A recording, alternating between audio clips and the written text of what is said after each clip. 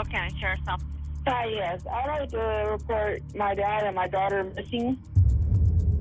They sent me a text saying they were going to Georgia, and they ain't there.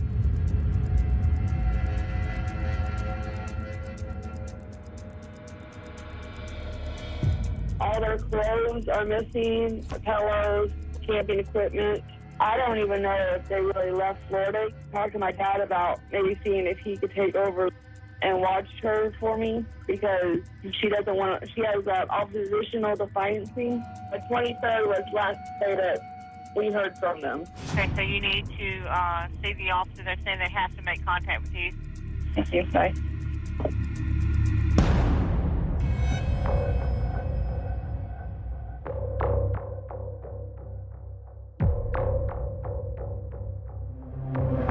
When the police arrive, Cheyenne Jessie's not crying, she doesn't sound worried. Her daughter is a 6-year-old who has medical needs, has behavioral problems, appointments with doctors, and it seems really unusual that a mother would wait a week to call 911. This is a context in which I think the police should be thinking, this woman knows a great deal more than she's letting on.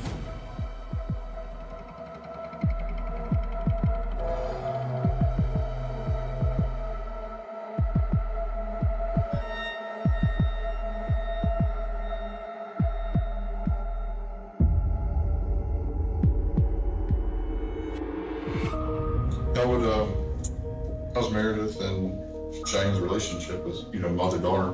How was she as a kid? She could really be held on wheels sometimes. She had her good days where she was a perfect angel, and then she sometimes just like flipping a switch. She could be completely miserable. We took her to Peace River and everything. They got her diagnosed with also defiancy, bipolar, and ADHD. Did that ever put a strain on yours and Cheyenne's relationship? Yeah. And How bad, if you don't mind me asking? At one point I told her if we don't get some kind of help for the kid, I ain't gonna be able to put up with it. We would expect a loving mother to say, okay, well then you must leave because my first obligation is to my child. But instead, Jessie sees her daughter as an object that gets in her way. She doesn't find any use in her. She's blocking her from what she wants. How's her and Mark? Everybody has their little disagreements. They had their share. He's yelled at her to get her to understand stuff. He had to do that. Because if you yell at Cheyenne, she shuts down. Somewhat. She doesn't really want to talk.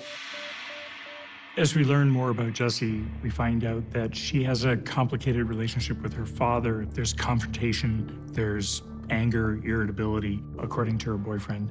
This complicates the features for someone with psychopathy because since they don't regulate emotions like a healthy person does, it makes them more frustrated when they can't just get what they want. So they tend to become quite impatient and short with people. They ask for something, and when they don't get it, they get angry and they react. While Meredith has been gone, have you attempted to call Mark? I attempted to call him. I texted him, and he sent me the text messages that he ain't coming back and go ahead and get rid of all this stuff. I'm taking Meredith up to her grandmother's in Georgia. So when she got home, I let her read the text message. What did she do, or how did she act? She broke down. She cried. I said, well, the best thing to do right now is see if we can get in touch with you. Okay, so the morning after you get these text messages, you and her go to Mark's house? Yeah. When you were over there, did you smell anything? Yeah, a real horrible smell. Then she pulled a coon out from underneath the house and threw it out into the woods. She said she found dead rats in the house too. But she also asked me something funny at Walmart. What's that? How long does it take maggots to decay a body? And she asked me I thought one of those big 55-gallon tubs would hold the body. I think Jessie thought that she had control over Cody. I think she thought that she could, use her feminine ways and victim mentality, and in turn, she was buying his loyalty, but that's not what happened. He comes out and tells police everything. One of the traits of psychopathy is trying to control other people and control the story that's being told about you to others. And the way she did that, or attempted to do that with Cody, sort of backfired. Is there anything else you want to tell us? Jump clean about something else? This is right now, bro, at the time. I had nothing to do with that.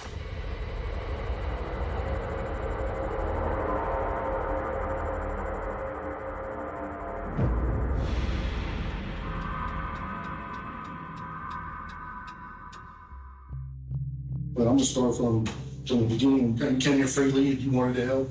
Yeah, I wanted to have my daughter be found. So did you talk to him again? Did you try to call him? Did you ever talk to him on Sunday? No. Okay, did you talk to him on Monday? I didn't try myself. I drove by there and they weren't home. And when you went in the front door, was there anything out of place or anything? It just stunk in there. It just smelled like dead rats or dead something.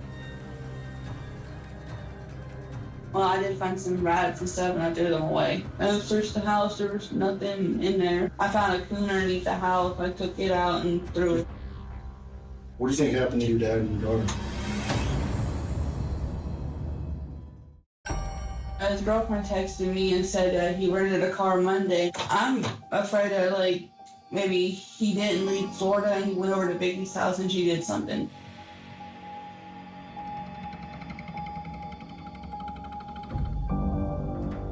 That's what I'm feeling.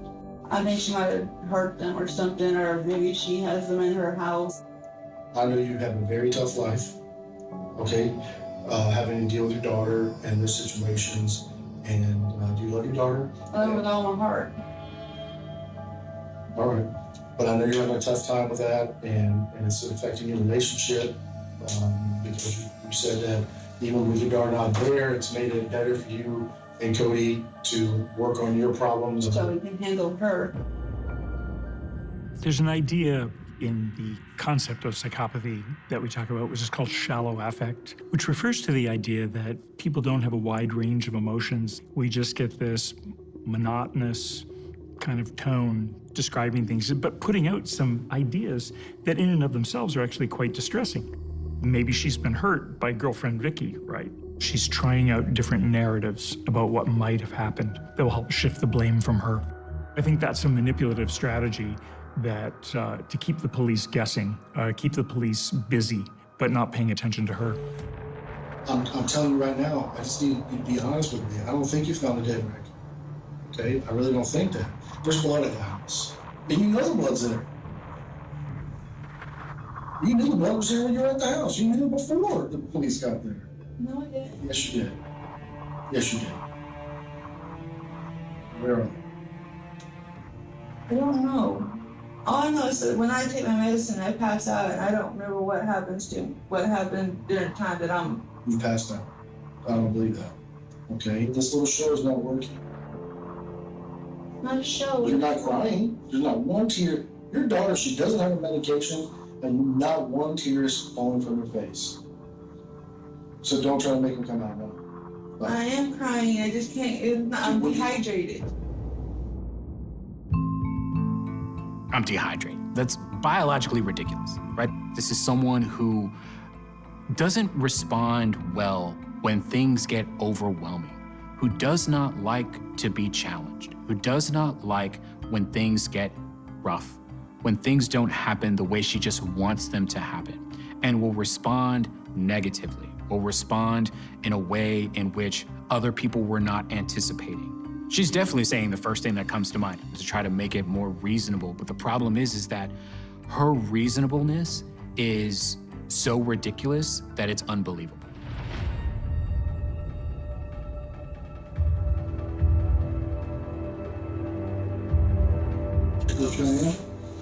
Here's your question. Why did you ask Cody at Walmart if he thinks the body would fit in a 55-gallon drum? Why did you ask him?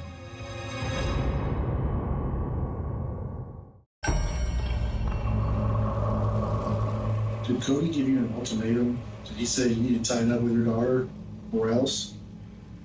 Did he tell you that? Yeah.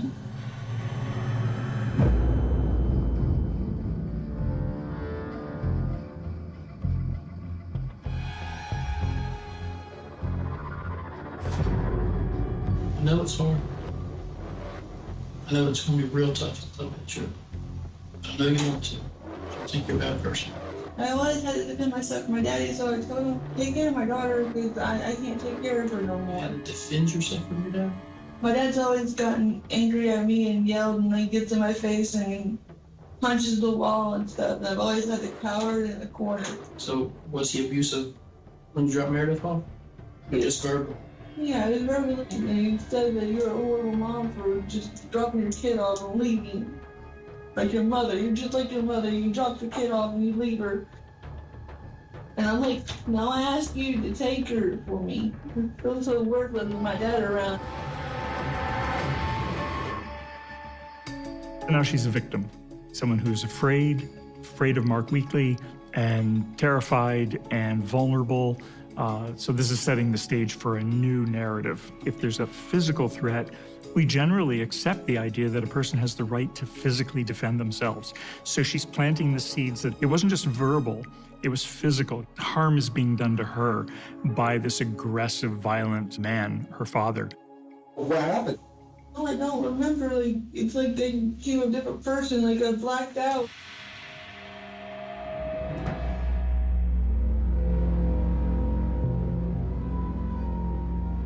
And what happened when you blacked out? You eventually woke up because you cleaned up. So what happened? And it may have been because you're mad, your dad came at you and stuff went wrong. When someone says they black out, especially in a criminal case, it's usually a convenient excuse to discard any sort of responsibility. Jesse's placing blame on her medication and why she takes medication. She's not just controlling the situation of how police are seeing her, but she's displacing blame, which is a key psychopathic trait. They don't take any responsibility for what they've done. Taking responsibility is not in their mentality whatsoever. So what happened when you got there? Did he come at you with a knife? He came at me like this. With a knife? This way, and then my daughter was coming this way, and that's all I remember is you pushing her away. And then what did you do? I kicked him in his balls, and then he kept talking more, and I wound up on the floor. And then I stabbed him in the chest. At what room did this happen at? You grabbed your gun? Yeah. After you stabbed him? Yeah, but he was still alive. He said, I'm gonna kill you too. I pushed it down and fired it on his neck. You shot his neck? Yeah. Okay. And then, did you see blood on your daughter? I don't remember that. I don't remember that at all. All I remember is that I had blood on me. And I was scared. Did you stab your daughter? No. Who stabbed your daughter? This is where you see the remarkable ability to invent a story very quickly. The minute he says, did he come at you with a knife? She's like, yes. She's already playing the acting. She's making it up as she goes.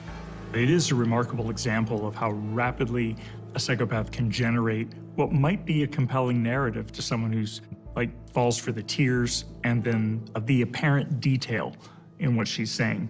This is the new scenario. This is the new reality she wants to create. At what point did you give first aid to your daughter? I went over there, and then when I grabbed her neck popped backwards.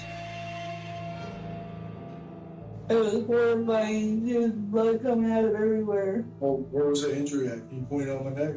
It was straight through all the way back through her jugular.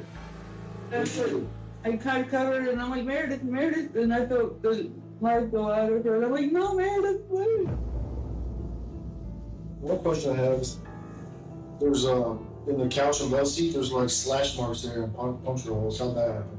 I just patted it, make it look like dog was on there. I don't know, I didn't want to look at the couch anymore, so after they were gone, I started stabbing the couches because I was pissed off. I would have anticipated her to be crying, and it isn't. It's not the time that she's crying. It's cold. It's meant for other people to see her as a grieving mother, but she's not a grieving mother. She didn't care that her daughter died. Then later she says, I was angry. She was just so angry. She had been angry. She had been angry at Monroe for threatening to leave.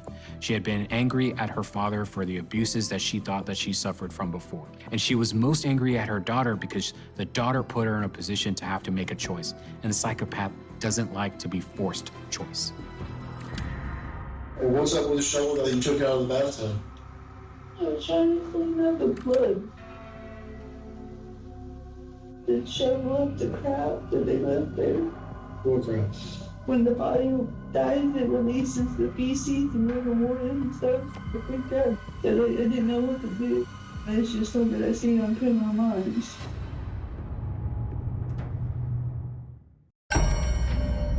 So he attacked you with a knife, but he never cut you?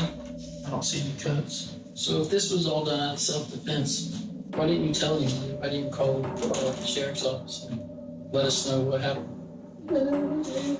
You sure? I don't believe that story. I think you stabbed your daughter because you wanted to get rid of her to save your relationship. No, I And didn't. you also killed your dad on purpose. There was no self-defense there. Well, I know you're scared, but we need to find them. Are they in the house? No, they were in the shed cleaning because I didn't know what to do. Are they in totes or what? I just don't want to tell.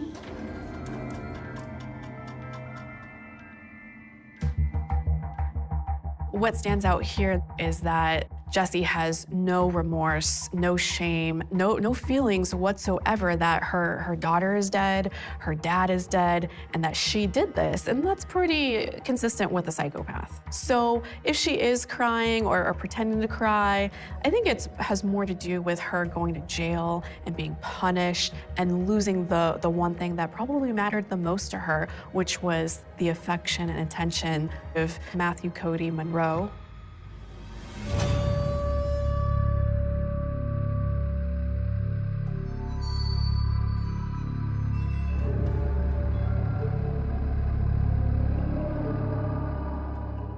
According to reports, Cheyenne Jessie killed her father and daughter inside her father's home. She returned days later and put their bodies in plastic totes, then hid them in a neighbor's shed. Cheyenne Jessie, I think, is a product of a lot of different things. Her own psychopathy was probably a development of a deprived childhood. I think she ran up against a society in which she thought that the only thing that she had was her being a woman, and her being a woman meant that she needed to have a man. And the challenge that she received by having a 6-year-old who was acting like a 6-year-old, I think all of that was too overwhelming for her. And in her psychopathy, she was willing to completely detach from the relationships that she should have leaned on for support. I also think that those relationships, whether it was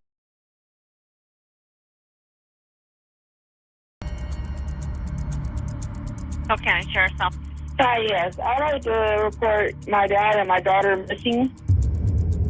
They sent me a text saying they were going to Georgia, and they ain't there.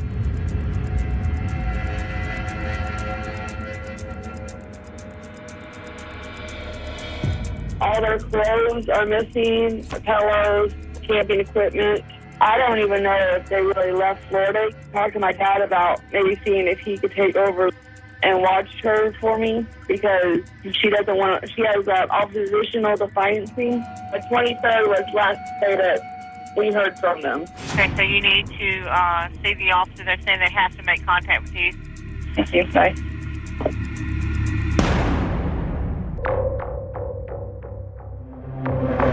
When the police arrive, Cheyenne Jessie's not crying. She doesn't sound worried.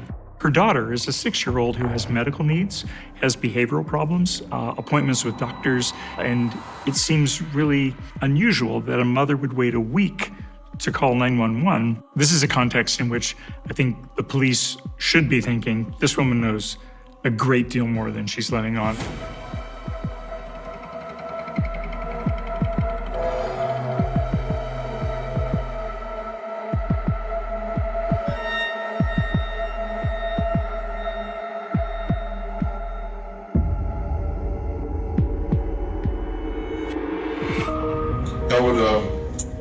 How's Meredith and Shane's relationship as, mother-daughter? How was she as a kid? She could really be head on wheels sometimes. She had her good days where she was a perfect angel, and then she sometimes just like flipping a switch. She could be completely miserable. We took her to Peace River and everything. They got her diagnosed with also defiancy, bipolar, and ADHD. Did that ever put a strain on yours and Shane's relationship? Yeah. And How bad, if you don't mind me asking? At one point I told her if we don't get some kind of help for the kid, I ain't gonna be able to put up with it. We would expect a loving mother to say, okay, well then you must leave because my first obligation is to my child. But instead, Jessie sees her daughter as an object that gets in her way. She doesn't find any use in her. She's blocking her from what she wants. How's her and Mark? Everybody has their little disagreements. They had their share. He's yelled at her to get her to understand something. He had to do that. Because if you yell at Cheyenne, she shuts down. Somewhat. She doesn't really want to talk. As we learn more about Jessie, we find out that she has a complicated relationship with her father. There's confrontation, there's anger, irritability, according to her boyfriend. This complicates the features for someone with psychopathy because since they don't regulate emotions like a healthy person does, it makes them more frustrated when they can't just get what they want. So they tend to become quite impatient and short with people. They ask for something, and when they don't get it, they get angry and they react. While Meredith has been gone, have you attempted to call Mark? I attempted to call him. I texted him, and he sent me the text messages that he ain't coming back and go ahead and get rid of all this stuff. I'm taking Meredith up to her grandmother's in Georgia. So when she got home, I let her read the text message. What did she do or how did she act? She broke down. She cried. I said, well, the best thing to do right now is see if we can get in touch with you. Okay, so the morning after you get these text messages, you and her go to Mark's house? Yeah. When you were over there, did you smell anything? Yeah, a real horrible smell. Then she pulled a coon out from underneath the house and threw it out into the woods. She said she found dead rats in the house. But she also asked me something funny at Walmart. What's that? How long does it take maggots to decay a body? And she asked me if I thought one of those big 55-gallon tubs would hold the body. I think Jessie thought that she had control over Cody. I think she thought that she could, use her feminine ways and victim mentality, and in turn, she was buying his loyalty, but that's not what happened. He comes out and tells police everything. One of the traits of psychopathy is trying to control other people and control the story that's being told about you to others. And the way she did that, or attempted to do that with Cody, sort of backfired. Is there anything else you want to tell us? Jump thinking about something else? This is right now in Bros' time. I had nothing to do with that.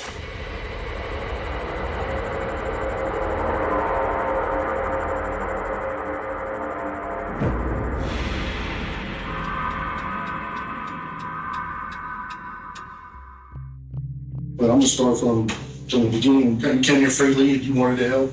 Yeah, I wanted to help, my daughter we found. So did you talk to him again? Did you try to call him? Did you ever talk to him on Sunday? No. Okay, did you talk to him on Monday? I didn't try myself. I drove by there and they weren't home. When you went in the front door, was there anything out of place or anything? It just stunk in there. It just smelled like dead rats or dead something. Well, I did find some rats and stuff and I threw them away. I searched the house, there was nothing in there. I found a coon underneath the house. I took it out and threw it. What do you think happened to your dad and your daughter?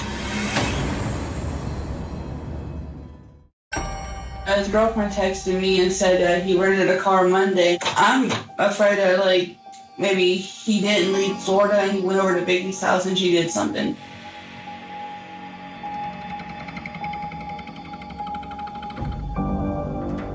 That's what I'm feeling. I think she might have hurt them or something, or maybe she has them in her house. I know you have a very tough life, okay? Having to deal with your daughter and those situations. And do you love your daughter? I love her with all my heart. All right. But I know you're having a tough time with that, and it's affecting your relationship because you said that even with your daughter not there, it's made it better for you and Cody to work on your problems. So we can handle her.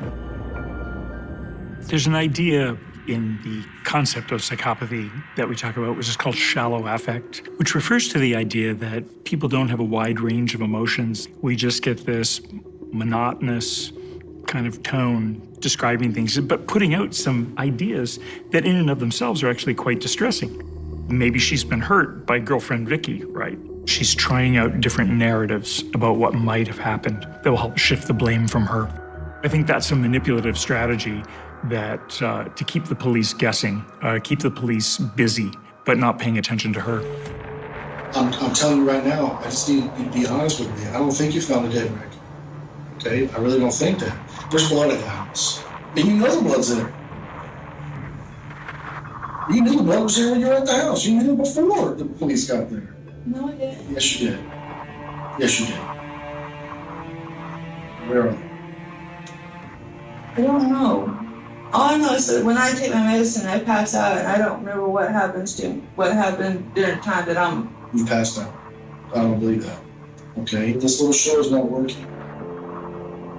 Not a show. You're not crying. There's not one tear. Your daughter, she doesn't have a medication, and not one tear is falling from her face. So don't try to make them come out now. I am crying. I just can't. I'm dehydrated.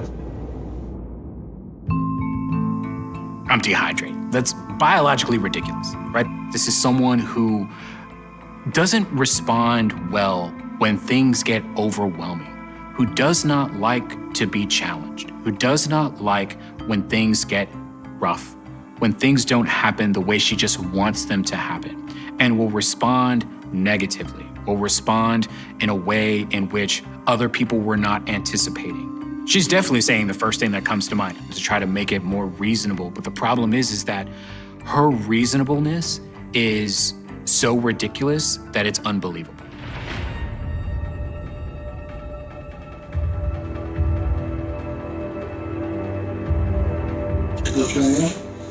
Here's your question.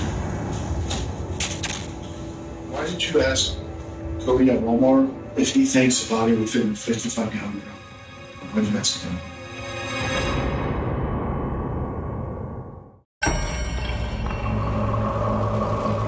Did Cody give you an ultimatum? Did he say you need to tighten up with your daughter or else? Did he tell you that? Yeah.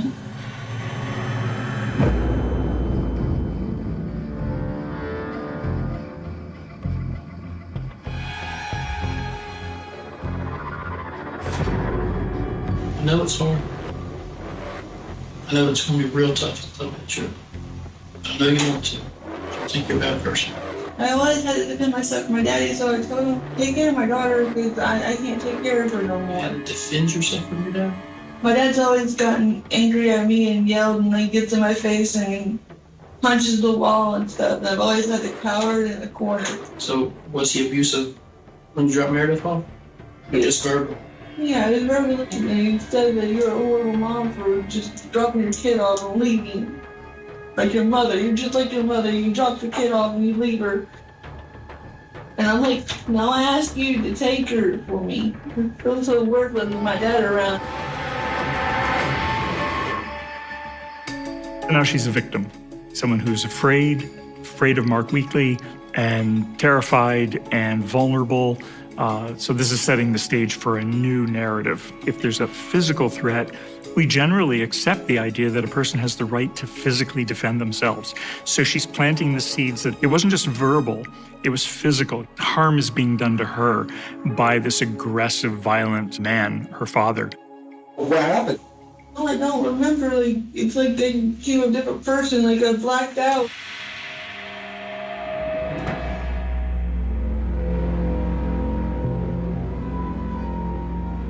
And what happened when you blacked out? You eventually woke up because you cleaned up. So what happened? And it may have been because you're mad, your dad came at you and stuff went wrong. When someone says they black out, especially in a criminal case, it's usually a convenient excuse to discard any sort of responsibility. Jesse's placing blame on her medication and why she takes medication.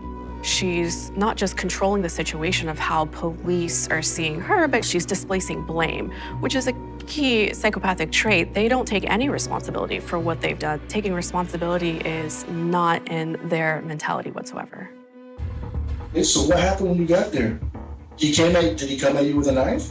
He came at me like this. With a knife? This way, and then my daughter was coming this way, and that's all I remember is you pushing her away. And then what did you do?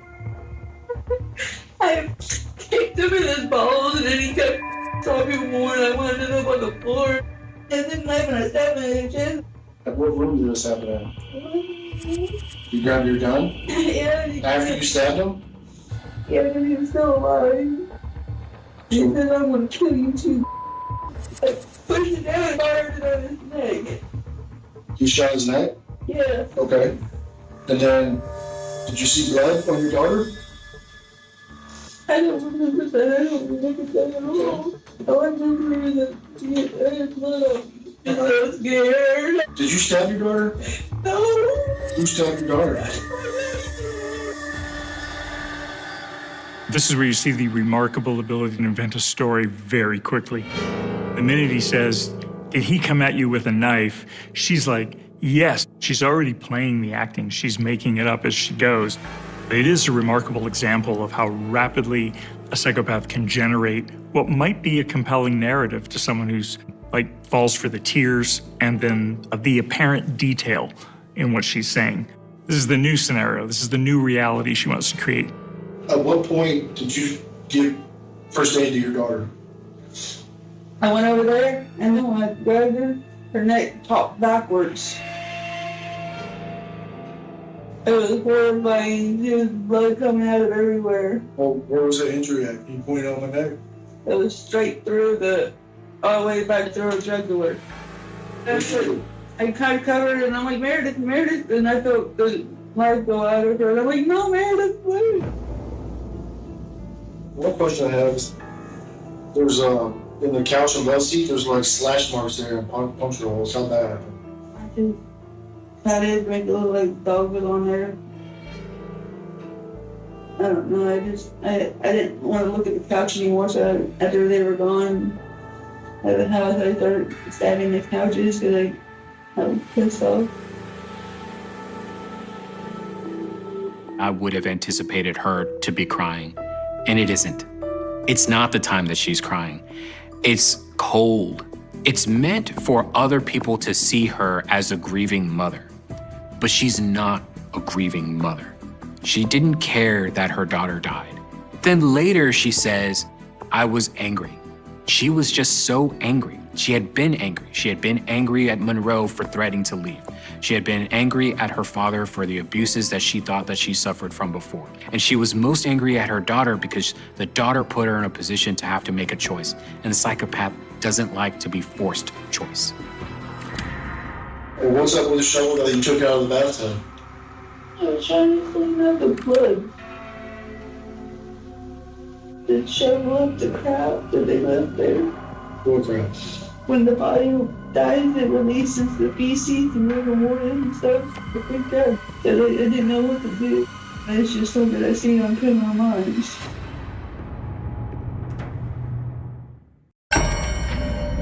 So he attacked you with a knife, but he never cut you? I don't see any cuts. So if this was all done out of self-defense, why didn't you tell anybody? Why didn't you call the sheriff's office and let us know what happened? You sure? I don't believe that story. I think you stabbed your daughter because you wanted to get rid of her to save your relationship. No, I And didn't. you also killed your dad on purpose. There was no self-defense there. Well, they were scared, but we need to find them. Are they in the house? No, they were in the shed. They were cleaning because I didn't know what to do. Are they in totes or what? I just don't want to tell.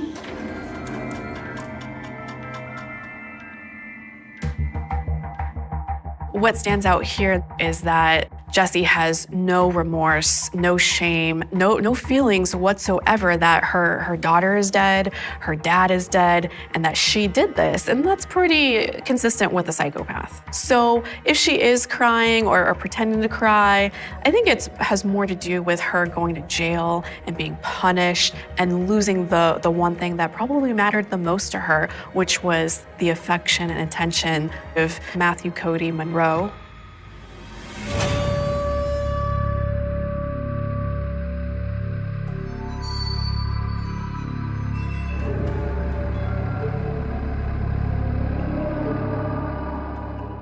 According to reports, Cheyenne Jessie killed her father and daughter inside her father's home. She returned days later and put their bodies in plastic totes, then hid them in a neighbor's shed. Cheyenne Jessie, I think, is a product of a lot of different things. Her own psychopathy was probably a development of a deprived childhood. I think she ran up against a society in which she thought that the only thing that she had was her being a woman, and her being a woman meant that she needed to have a man. And the challenge that she received by having a 6-year-old who was acting like a 6-year-old, I think all of that was too overwhelming for her. And in her psychopathy, she was willing to completely detach from the relationships that she should have leaned on for support. I also think that those relationships, whether it was her father or whether it was her boyfriend or whether it was her daughter, were never. November 16th, 1957. The first snow of the season had not yet settled across central Wisconsin, but winter was already announcing itself in quieter ways. The wind carried a sharper bite than it had only a week before. Bare branches scraped against old rooftops with slow, uneven rhythms, and the afternoon sky hung low over the small farming community of Plainfield like a heavy blanket that refused to lift. It was the kind of town where almost everyone knew one another.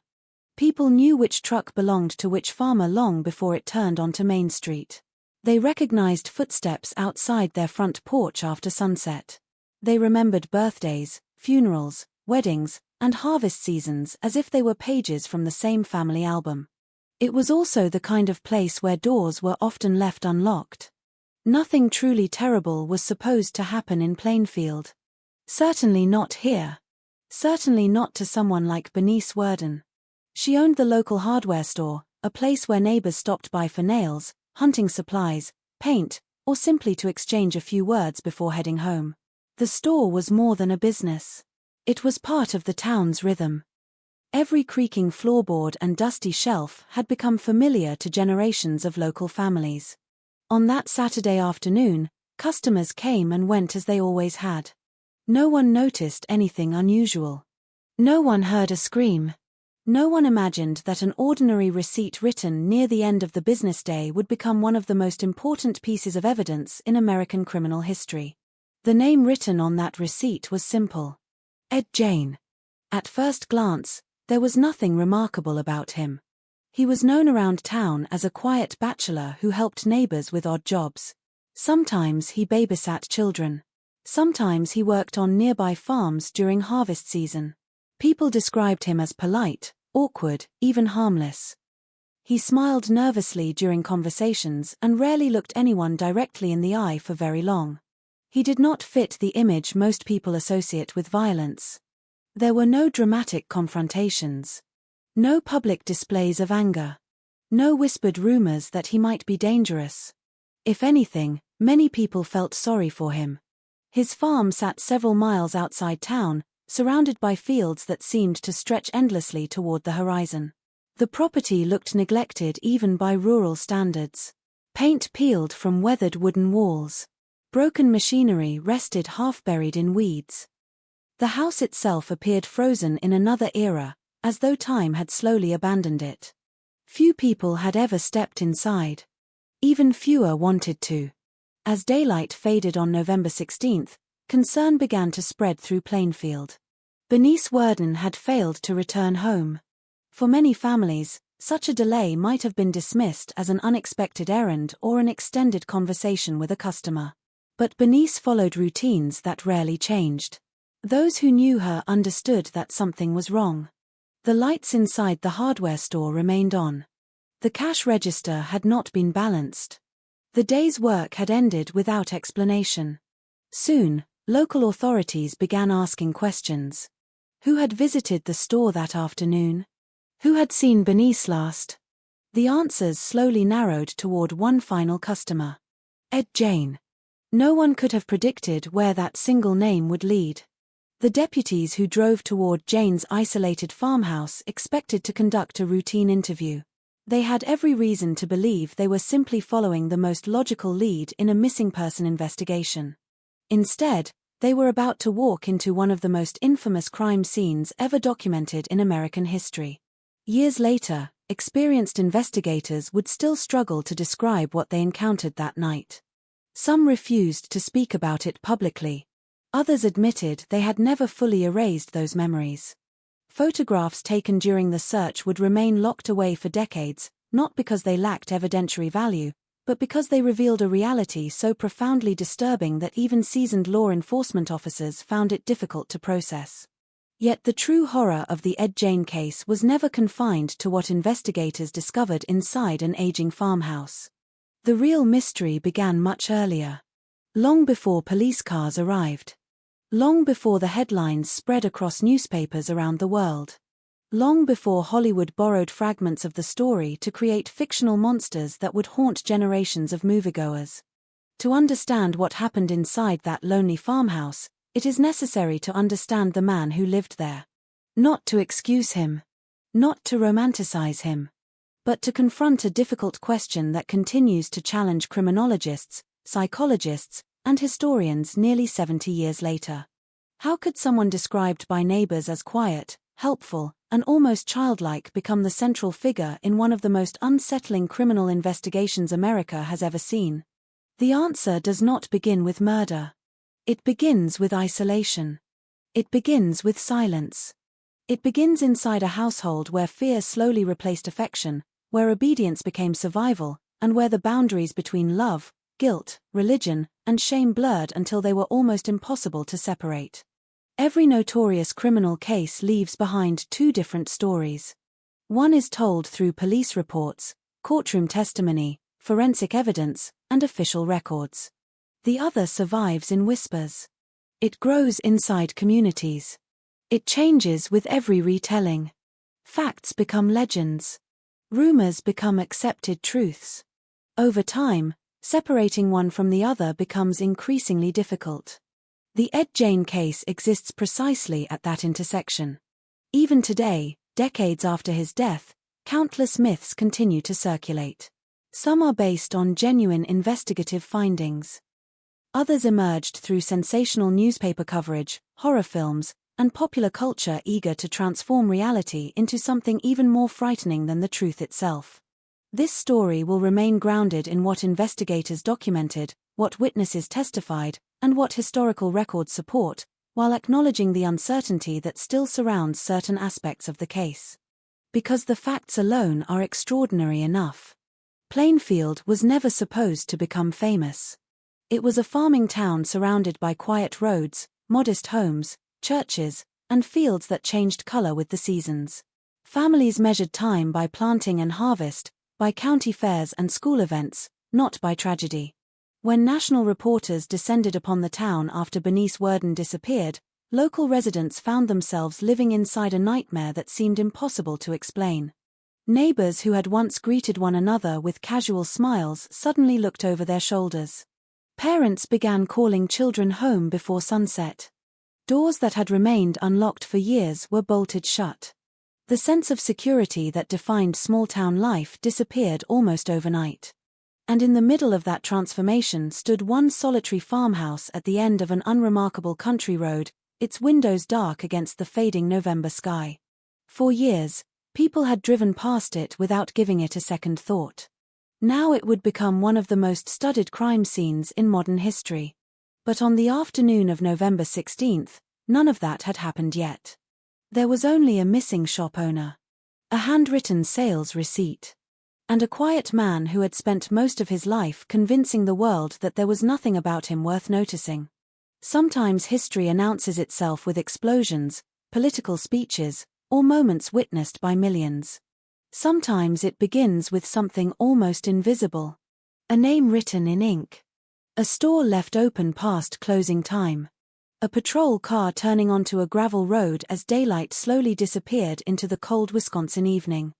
The officers inside could not have known that they were driving toward a discovery that would forever alter the study of criminal psychology, reshape public understanding of violent offenders, and inspire some of the most recognizable fictional villains in cinematic history. Before the night was over, the quiet town of Plainfield would lose far more than its sense of safety. It would lose the comforting belief that true evil always announces itself before it arrives. To understand why the events of November 1957 shocked the nation so profoundly, it is necessary to travel backward through time, long before newspaper headlines carried the name Ed Gein across America. The story does not begin with flashing police lights or courtroom testimony. It begins in a place where life moved slowly, where seasons dictated survival, and where isolation shaped people as much as family did. Plainfield, Wisconsin, was never intended to be remembered by history. Nestled among forests, farmland, and quiet country roads, the village represented a version of rural America that many believed had remained untouched by the turbulence of the outside world. The population was small enough that familiar faces became part of daily routine. Church bells marked the passing weeks. Harvest festivals brought neighbors together. Children walked to school without fear, and evenings settled over the countryside with a silence interrupted only by distant tractors, barking dogs, or the rustling of wind through rows of corn. Life was demanding, but it was predictable. Families depended on one another. When a barn needed repairing, neighbors appeared without invitation. When illness struck, meals arrived at the front door. Privacy existed, but so did an unspoken understanding that everyone belonged to the same community. Against that backdrop stood the Gein family farm. Located several miles outside the village, the property seemed detached even by rural standards. The gravel road leading toward the farmhouse narrowed as it disappeared into fields that stretched toward the horizon. During autumn, the landscape turned shades of gold and brown. During winter, snow erased nearly every landmark, leaving only fences and skeletal trees to break the endless white. Visitors often described the property as unusually quiet. Not peaceful. Simply quiet. There is a difference. Peace suggests comfort. Quiet can sometimes suggest absence. By the time investigators arrived there in 1957, the buildings already looked decades older than they actually were. Paint peeled from weather-beaten boards. Machinery sat abandoned where it had last been used years before. The farm appeared less like an active home than a place slowly surrendering to time. Yet the appearance of neglect told only part of the story. To understand the man who lived there, historians and psychologists have often looked toward the household in which he was raised. Ed Gein was born on August 27, 1906, to George and Augusta Gein. From the outside, there's resembled many struggling farming families of the era. Inside, however, the emotional atmosphere was markedly different. George Gein was widely described as an alcoholic who struggled to provide stability for his family. His inability to maintain steady work placed increasing pressure on the household, while his relationship with his wife deteriorated over the years. Those who later examined the family's history found little evidence of warmth between the parents. The dominant figure within the home was Augusta. Deeply religious and uncompromising in her beliefs, she viewed the outside world with profound suspicion. According to historical accounts and testimony gathered after Ed's arrest, Augusta frequently warned her sons that society was filled with temptation and moral corruption. She reportedly emphasized strict obedience, isolation from outsiders, and an unwavering adherence to her interpretation of religious teachings.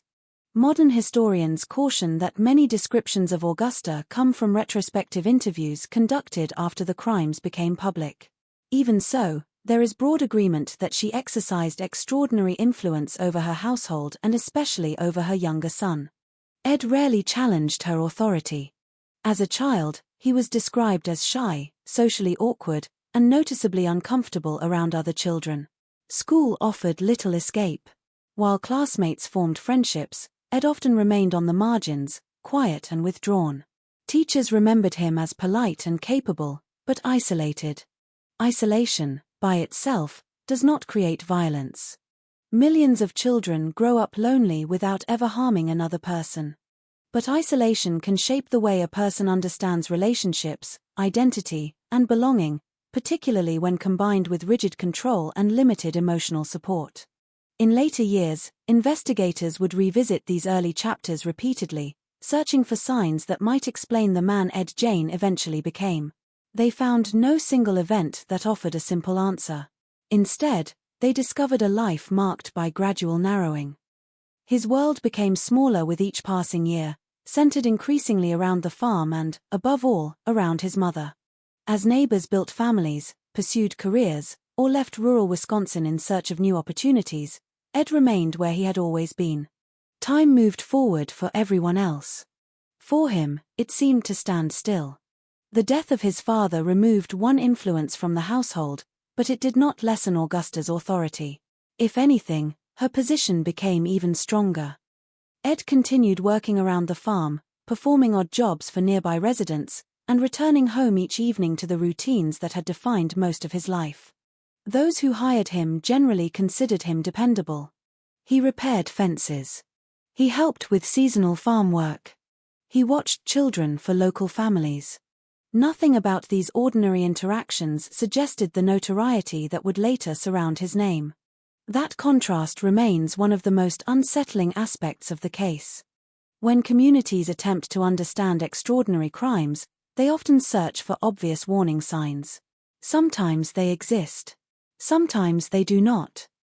In the Jane case, many neighbors remembered a quiet man who laughed awkwardly, avoided prolonged conversation, and seemed more uncomfortable than threatening. Only years later did those memories acquire a different meaning. What once appeared to be harmless eccentricity became re-examined through the lens of unimaginable discovery. And yet, in the years before 1957, no one could see what investigators would eventually uncover behind the walls of that isolated farmhouse. From the outside, it remained simply another aging property standing alone against the Wisconsin landscape, weathering each passing season in silence. Long before investigators documented evidence, before reporters crowded the streets of Plainfield, and before the name Ed Jane became synonymous with one of the most disturbing criminal cases in American history, there were ordinary lives unfolding in quiet routines. Those lives deserve to be remembered first. History often remembers infamous offenders with uncomfortable clarity, while the people whose lives were taken gradually fade into the background. Their names become chapters in someone else's story rather than stories of their own. Bernice Worden was one of those people. She was 58 years old in the autumn of 1957, an age when experience had shaped both her confidence and her place within the community. To many residents of Plainfield, she was not simply the owner of the local hardware store. She was a familiar face behind the counter, someone who greeted customers by name and rarely rushed a conversation. In a small town, businesses often served as informal gathering places, and the hardware store was no exception. Farmers stopped in before heading back to their fields. Hunters checked supplies as the season changed. Neighbors lingered to exchange local news, discuss the weather, or ask about family members. Bernice understood those rhythms because she had lived among them for years. Running a hardware store required patience, practicality, and trust. It meant opening the doors each morning regardless of the weather. It meant remembering what regular customers needed before they asked. It meant balancing inventory, helping someone choose the right tool for a repair, and offering advice drawn from experience rather than salesmanship. People remembered her as dependable. That word appears repeatedly in accounts from those who knew her. Dependable. It is an ordinary description, but perhaps that is precisely why it matters. Ordinary lives are built from habits that become so familiar they seem invisible until they are interrupted. A light left on after closing time.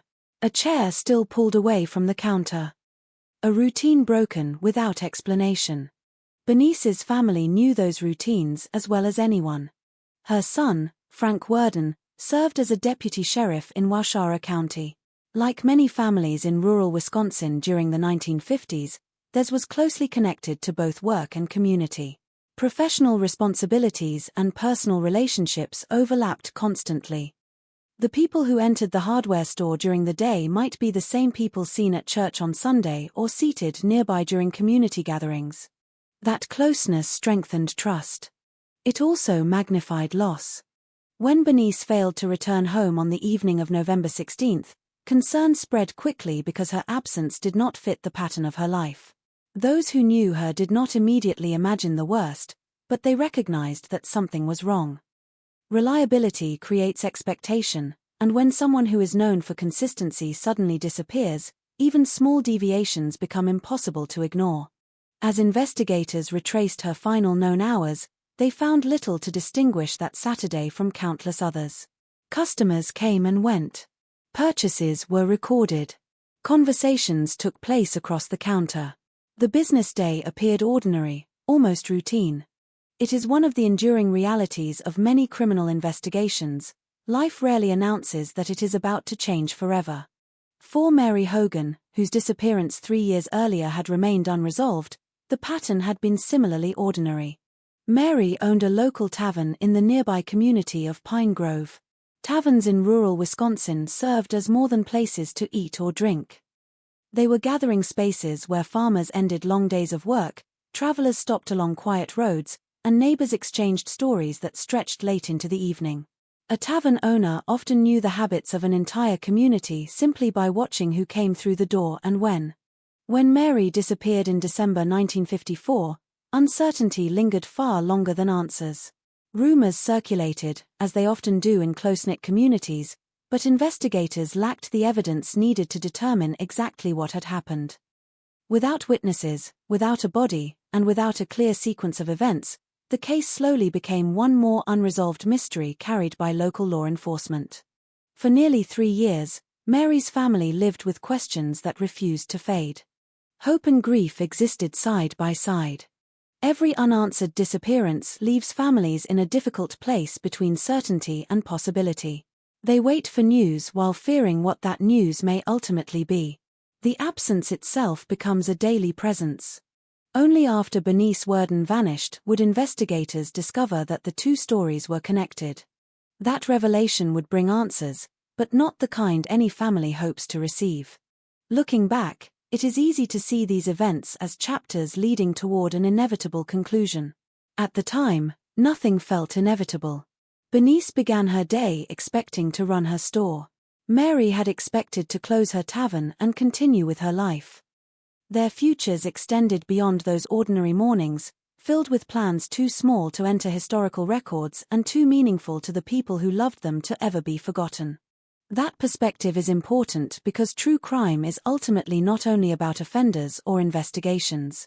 It is about lives interrupted. It is about empty seats at family tables, businesses that opened under different ownership, conversations that ended without anyone realizing they were the last.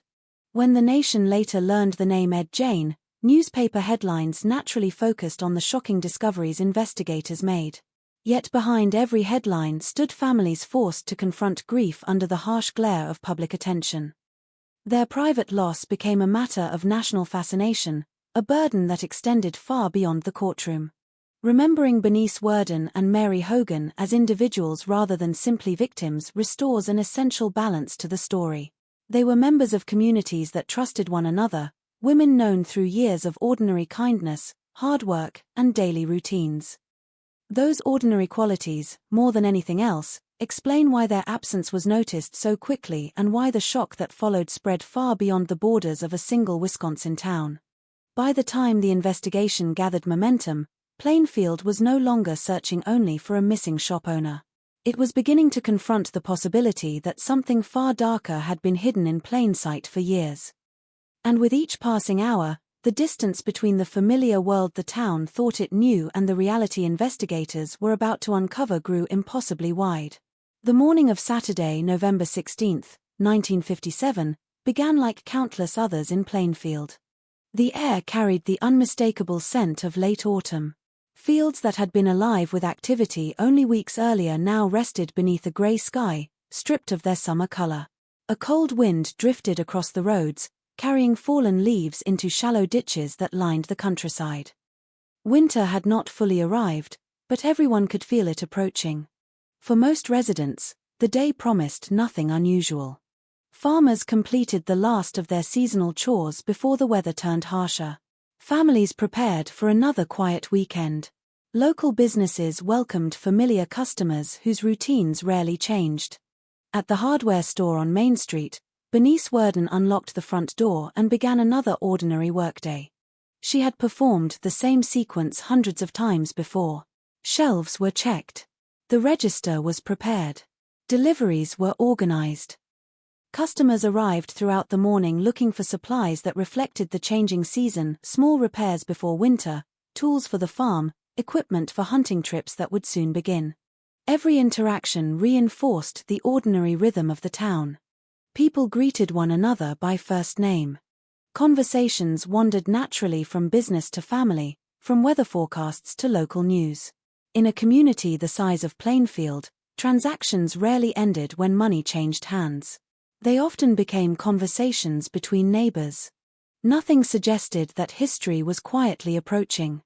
Elsewhere, miles away from the center of town, Ed Jane followed a routine that appeared just as ordinary from the outside. For years, he had blended into the background of rural life. He accepted temporary jobs, helped local farmers when extra labor was needed, and appeared in town often enough that few people thought twice when they saw him. His movements that day attracted no particular attention. There was no dramatic confrontation. No witness later recalled seeing visible anger or panic. That absence of obvious warning signs would become one of the most unsettling features of the investigation. Looking backward, investigators found no clear moment during the day when ordinary life seemed to give way to extraordinary violence. Instead, events unfolded in silence. Sometime during the afternoon, Ed Jane arrived at the hardware store. The visit itself appeared routine. Customers entered and left businesses every day without leaving lasting impressions. Yet one small administrative detail would later become critically important. A sales receipt. Recorded as part of the day's business, it documented that Jane had purchased antifreeze shortly before Bernice disappeared. At the time, it was simply another transaction among many. Only later would investigators realize its significance. The receipt established more than a purchase. It established timing. It placed Jane at the store during the final known period in which Bernice was seen alive. In criminal investigations, seemingly insignificant details often become the strongest pieces of evidence. A timestamp. A handwritten note. A receipt folded into a cash drawer. Such items carry no emotion. They simply exist.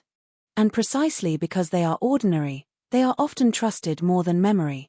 Witnesses may disagree about exact times or conversations. Paper rarely does. As afternoon slowly turned toward evening, the flow of customers diminished. Businesses in small towns generally closed earlier than those in larger cities, especially during late autumn when darkness arrived quickly. Somewhere within that narrowing window of time, Bernice disappeared. No alarm sounded. No immediate witnesses came forward to describe what had happened. The hardware store, usually defined by conversation and steady activity, fell unexpectedly quiet. Hours later, that silence became impossible to ignore. Family members expected Bernice to return home. When she failed to arrive, concern gradually replaced assumption. At first, there were reasonable explanations. Perhaps she had stayed late to complete paperwork. Perhaps she had stopped to visit someone on the way home. But each passing minute made those possibilities less convincing. People who knew Bernice understood something essential about her character. She valued routine. She respected commitments. Failing to return home without explanation simply was not like her. Meanwhile, inside the hardware store, subtle signs suggested that the business day had ended abruptly. Items remained where they had last been handled. Work appeared unfinished. There was no indication that the store had been closed according to its usual routine. To an outside observer, These details might have seemed insignificant. To those who knew Bernice, they were deeply unsettling. As evening settled across Waukesha County, concern became action. Family members contacted authorities. Local deputies began retracing the final confirmed hours of Bernice's day, speaking with residents who had visited the store and identifying everyone known to have been there during the afternoon. Because Plainfield was such a small community, this process moved quickly. People remembered who they had seen. They remembered conversations. They remembered vehicles parked outside. One fact repeatedly surfaced. Ed Jane had visited the store. Investigators did not immediately conclude that he was responsible for Bernice's disappearance. At that stage, he represented what detectives often call the last confirmed contact, a person who might possess information about the missing individual's final known movements. Following that lead was both logical and routine. No one involved could yet imagine where it would lead. As deputies prepared to visit the Jane farm, the investigation still resembled many missing person cases that begin with uncertainty rather than evidence. Their objective was straightforward: ask questions, verify Jane's account of the afternoon, and determine whether he had noticed anything unusual. Instead, the decision to follow that single lead would transform the case completely. Long before forensic science relied on digital records or surveillance cameras, investigations depended heavily on careful observation, witness statements, and the quiet persistence of experienced officers willing to follow even the smallest clue. On that November evening, a handwritten receipt and the recollections of local residents pointed investigators toward an isolated farmhouse beyond the edge of town. The drive there was short. The consequences would echo for generations. By the evening of November 16th, what had begun as a routine missing person investigation had taken on a growing sense of urgency. Deputies had spent the last several hours retracing Bernice Worden's final known movements. In a community as small as Plainfield, assembling a timeline did not require sophisticated technology. It required conversations. Every resident seemed to remember who had been downtown that afternoon, which vehicles had been parked along Main Street, and who had stopped inside the hardware store before closing. One detail surfaced repeatedly. The last documented customer was Ed Jane. It was enough to justify a visit. No one involved believed they were about to encounter one of the most extensively documented crime scenes in American criminal history. They expected questions, perhaps an interview that would clarify Bernice's last known hours. At that stage, Jane was a person of interest simply because he was among the final people known to have visited the store. As daylight disappeared behind the fields surrounding Plainfield, deputies made their way toward the Jane property. The road leading to the farmhouse was quiet. Late autumn had stripped much of the landscape of color, leaving bare trees silhouetted against the fading evening sky. Farmhouses in the distance showed signs of ordinary life, lights appearing in kitchen windows, smoke rising from chimneys, families gathering for dinner. The Jane property looked different. Years of limited maintenance had left the buildings weathered and worn. Equipment sat unused in the yard. The farmhouse itself seemed withdrawn from the world around it, standing in isolation with little to distinguish it from countless other aging rural homes, at least from a distance.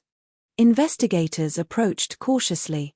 When they failed to locate Jane immediately, they began examining the outbuildings surrounding the farmhouse, following standard investigative procedure. It was there that the direction of the case changed completely. The discovery confirmed that Bernice Worden would not be returning home. In an instant, the investigation ceased to be a search for a missing person and became a homicide inquiry. Experienced officers later described the emotional shift that accompanies such moments. Until physical evidence confirms otherwise, hope remains part of every missing person investigation. Once that uncertainty disappears, the responsibilities of investigators change immediately.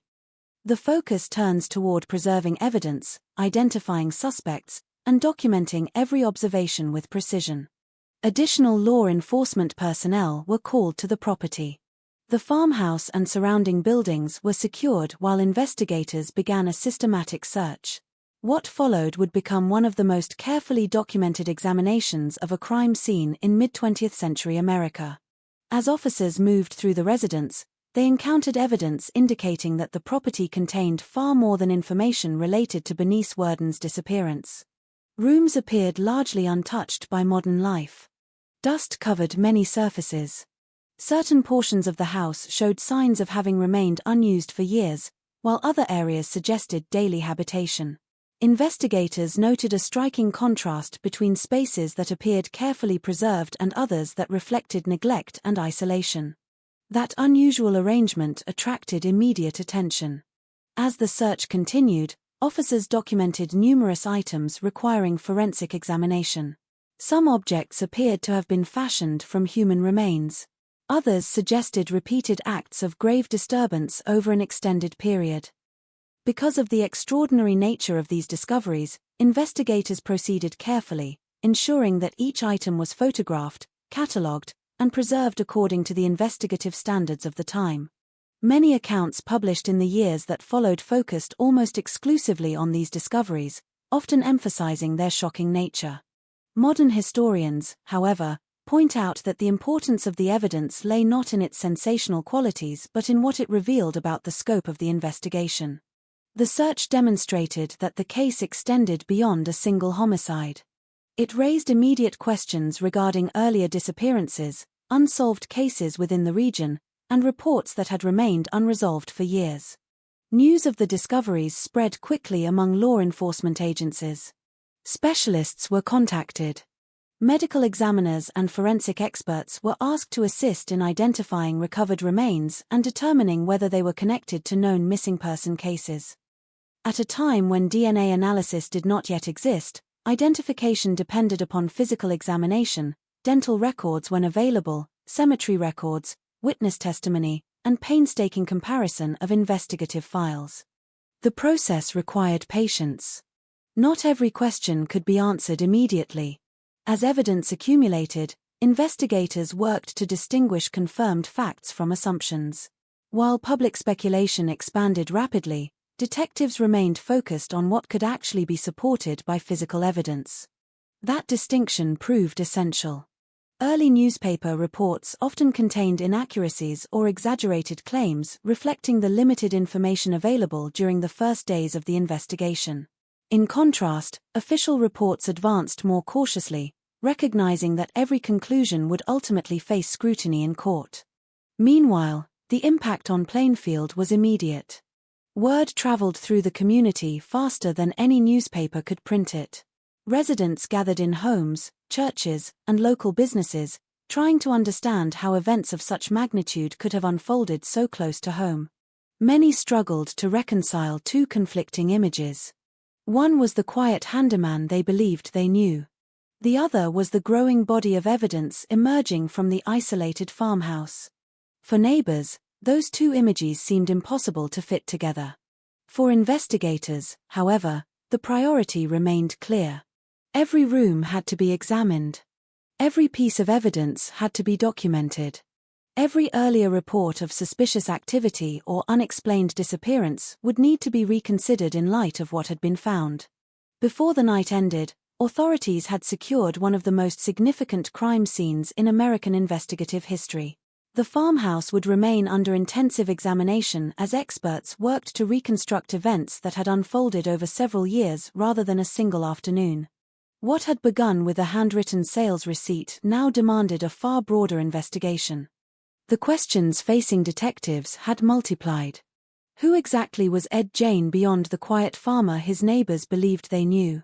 How long had the activities uncovered at the farmhouse been taking place? Were there additional crimes that had never been connected to him? And perhaps most importantly, could the evidence distinguish confirmed facts from the growing number of rumors already beginning to spread beyond the borders of rural Wisconsin? Those questions would define the next phase of the investigation, one that would test not only the skill of detectives but also the limits of forensic science in the 1950s. Following the discoveries at the Jane property, the investigation entered an entirely different phase. What had begun as the search for a missing business owner had expanded into one of the most complex criminal inquiries the state of Wisconsin had faced in the 1950s. Detectives quickly realized that their greatest challenge would not simply be gathering evidence, but separating verified facts from rapidly spreading speculation. News of the case traveled far beyond Waukesha County within days. Reporters arrived in Plainfield from across the Midwest, eager to understand how a quiet farming community had become the center of national attention. For local residents, however, media interest only intensified an already overwhelming situation. Rumors circulated almost as quickly as confirmed information, and investigators found themselves repeatedly correcting inaccurate reports while continuing the painstaking work of documenting evidence. The farmhouse remained under tight control as investigators conducted a methodical examination of the property. Every room was photographed. Every object considered relevant to the investigation was catalogued and preserved.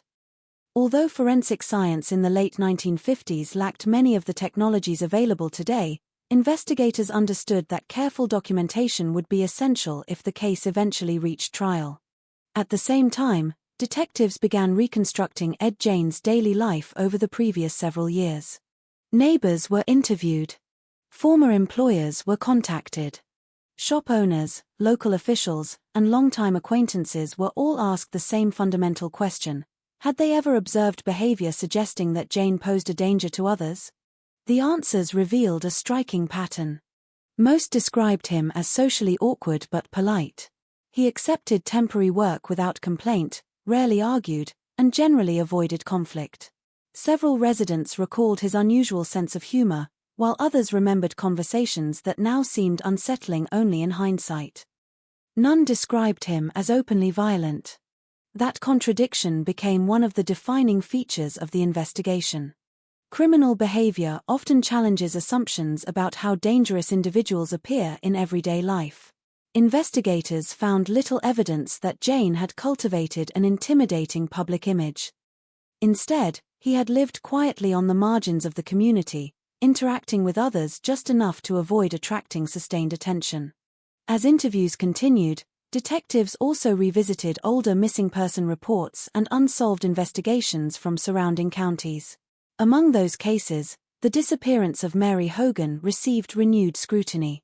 Hogan, a tavern owner who had vanished in December 1954, had long been the subject of local speculation.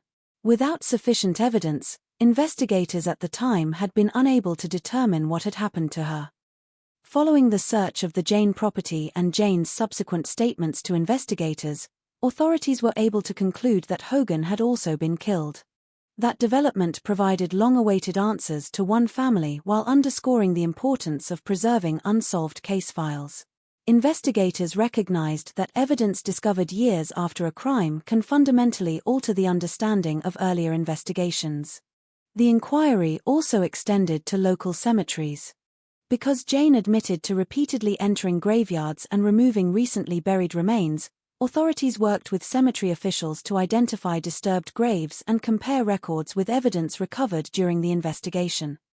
This process required careful coordination among law enforcement, medical examiners, and local officials, particularly given the limited forensic techniques available at the time.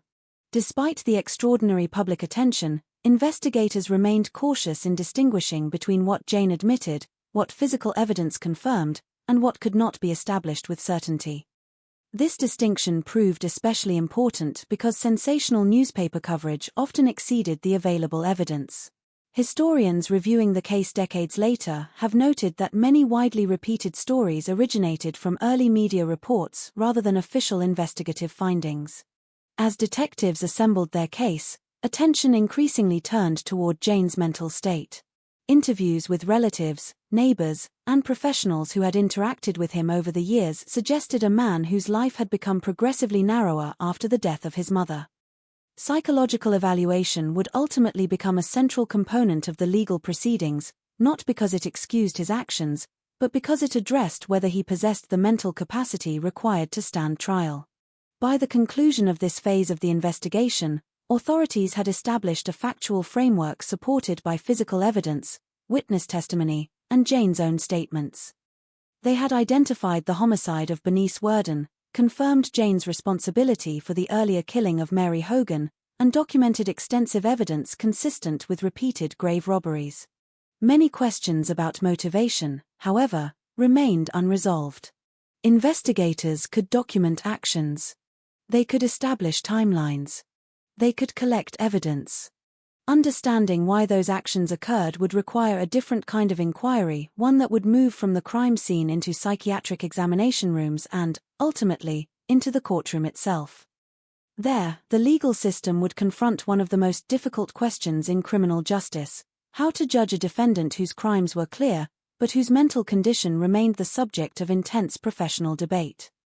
By the time investigators had completed the first stages of their work, the case surrounding Ed Jane had already moved far beyond the boundaries of a local investigation.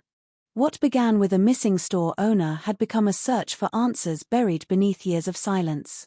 For detectives, the most important breakthrough did not come from a single dramatic discovery.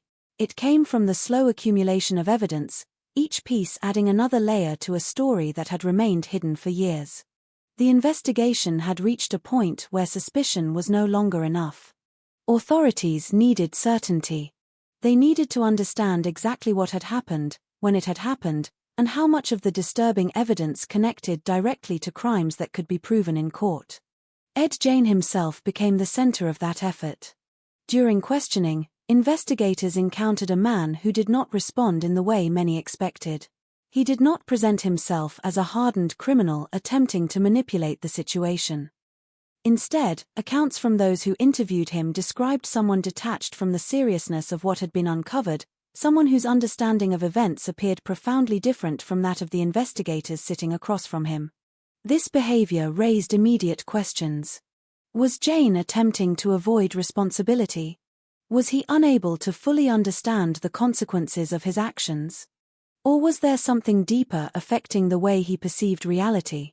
These questions would eventually become central to the legal process, but first investigators had to establish the facts. Through interviews and examination of evidence, authorities began constructing a timeline of Jane's life after the death of his mother. They focused on the years in which he lived alone on the family farm, gradually withdrawing further from the surrounding community. The timeline revealed a pattern of increasing isolation. The world around Jane continued to change. New families moved into the area. Younger generations grew up and left for opportunities elsewhere. Technology advanced. Society moved forward. But inside the farmhouse, investigators believed, time had become trapped. The property became a place where memories, objects, and personal obsessions existed together without outside interference. The longer Jane remained isolated, the fewer opportunities there were for anyone to notice what was happening behind closed doors. For investigators, this realization was unsettling. The case was not simply about a single criminal act. It was about years of behavior occurring in a place that most people rarely entered. One of the most significant breakthroughs came when authorities connected Jane to the disappearance of Mary Hogan, a case that had remained unresolved since 1954. For years, Hogan's family had lived with uncertainty. There had been no clear explanation, no definitive answers, and no way to know whether the mystery would ever be solved. The investigation into Jane changed that. Although the passage of time had made the case more difficult, investigators were able to establish enough information to determine that Hogan had also been a victim of Jane. The connection transformed the investigation. It demonstrated that Bernice Worden's disappearance was not an isolated event. Instead, authorities were now looking at a broader pattern of criminal behavior extending back several years. As the evidence became clearer, public attention intensified. Newspapers across the country published stories about the investigation. Many focused on the shocking elements of the case, often presenting Jane as a symbol of unimaginable evil. The public reaction was immediate, and the name Ed Jane became known far beyond Wisconsin. But behind the headlines, investigators continued their work. They were not searching for a legend. They were building a legal case.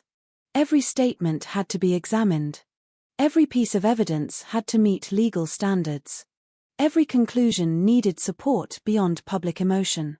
This distinction was especially important because the case attracted extraordinary speculation.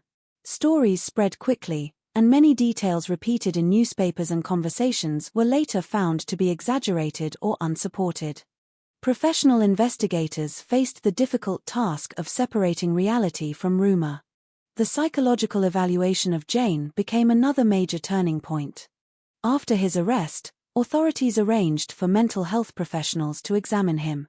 Their goal was not to determine whether the crimes had occurred, the evidence already demonstrated that, but whether Jane understood his actions and whether he was capable of participating in his own defense.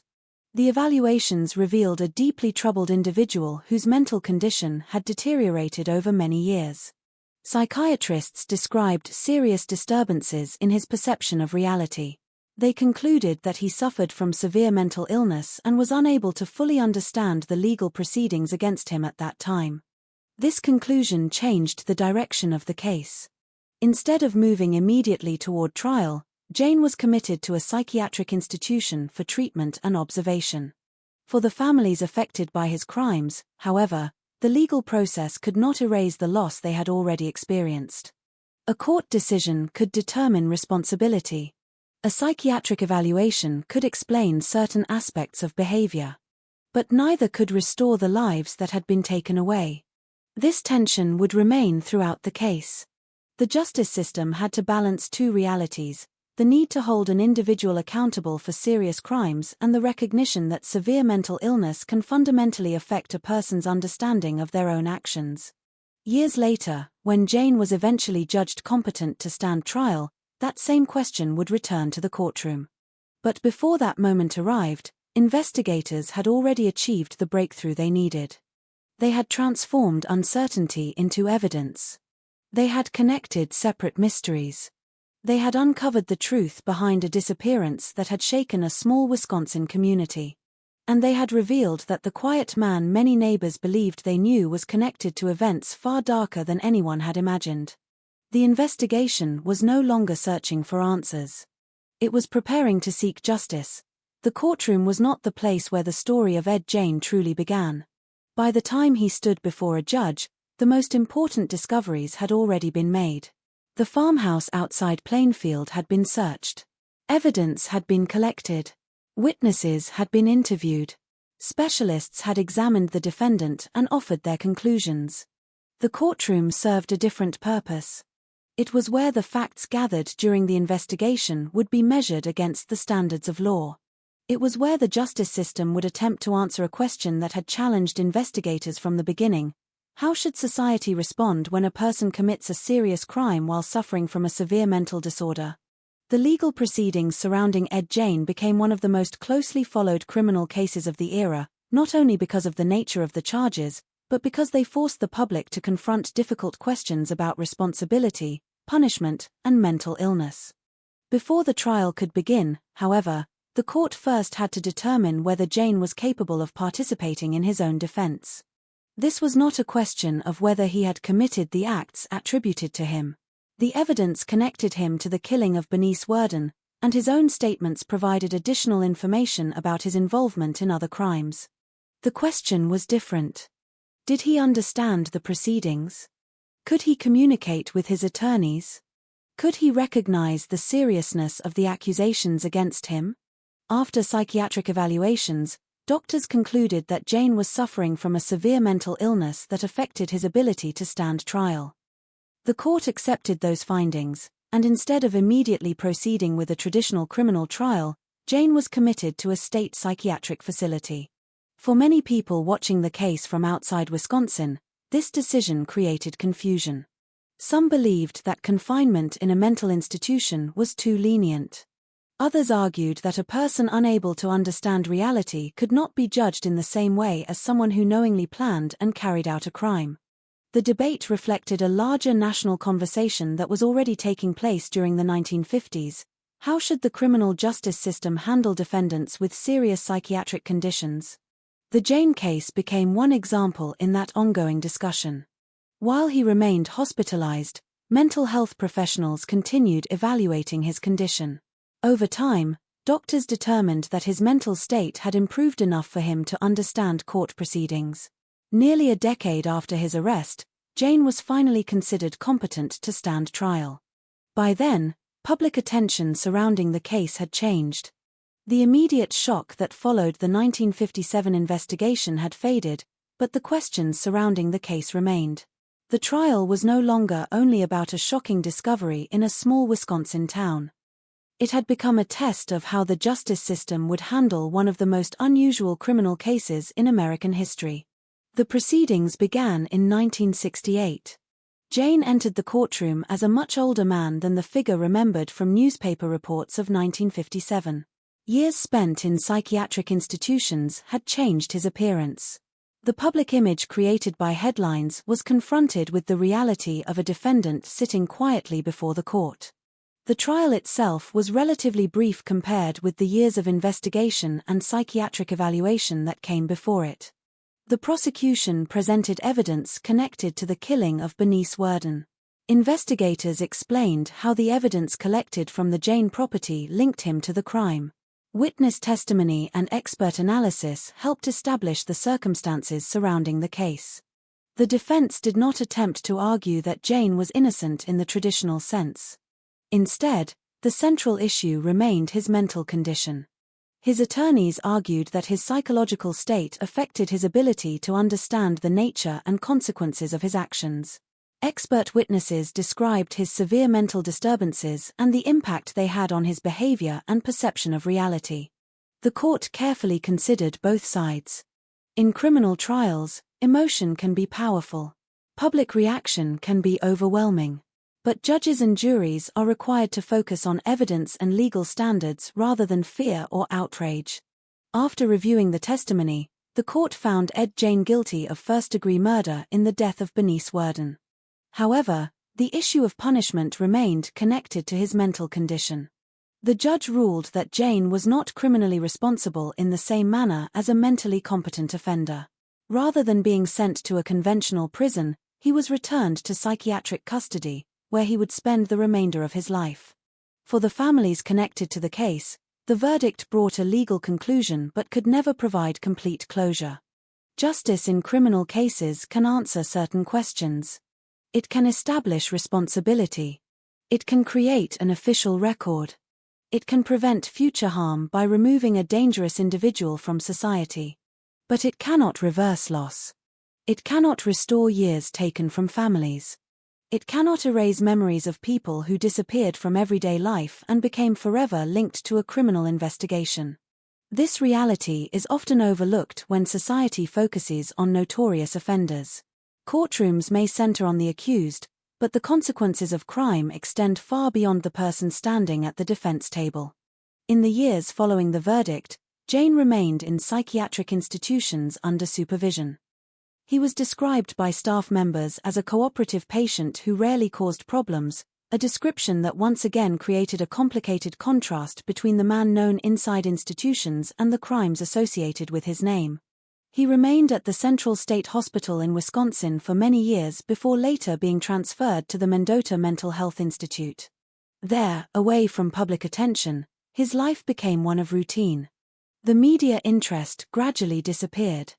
The crowds of reporters left. The farmhouse that had attracted worldwide attention became part of the past. But the legal significance of the case remained. The Jane investigation influenced public discussions about criminal psychology, forensic examination, and the relationship between mental illness and legal responsibility.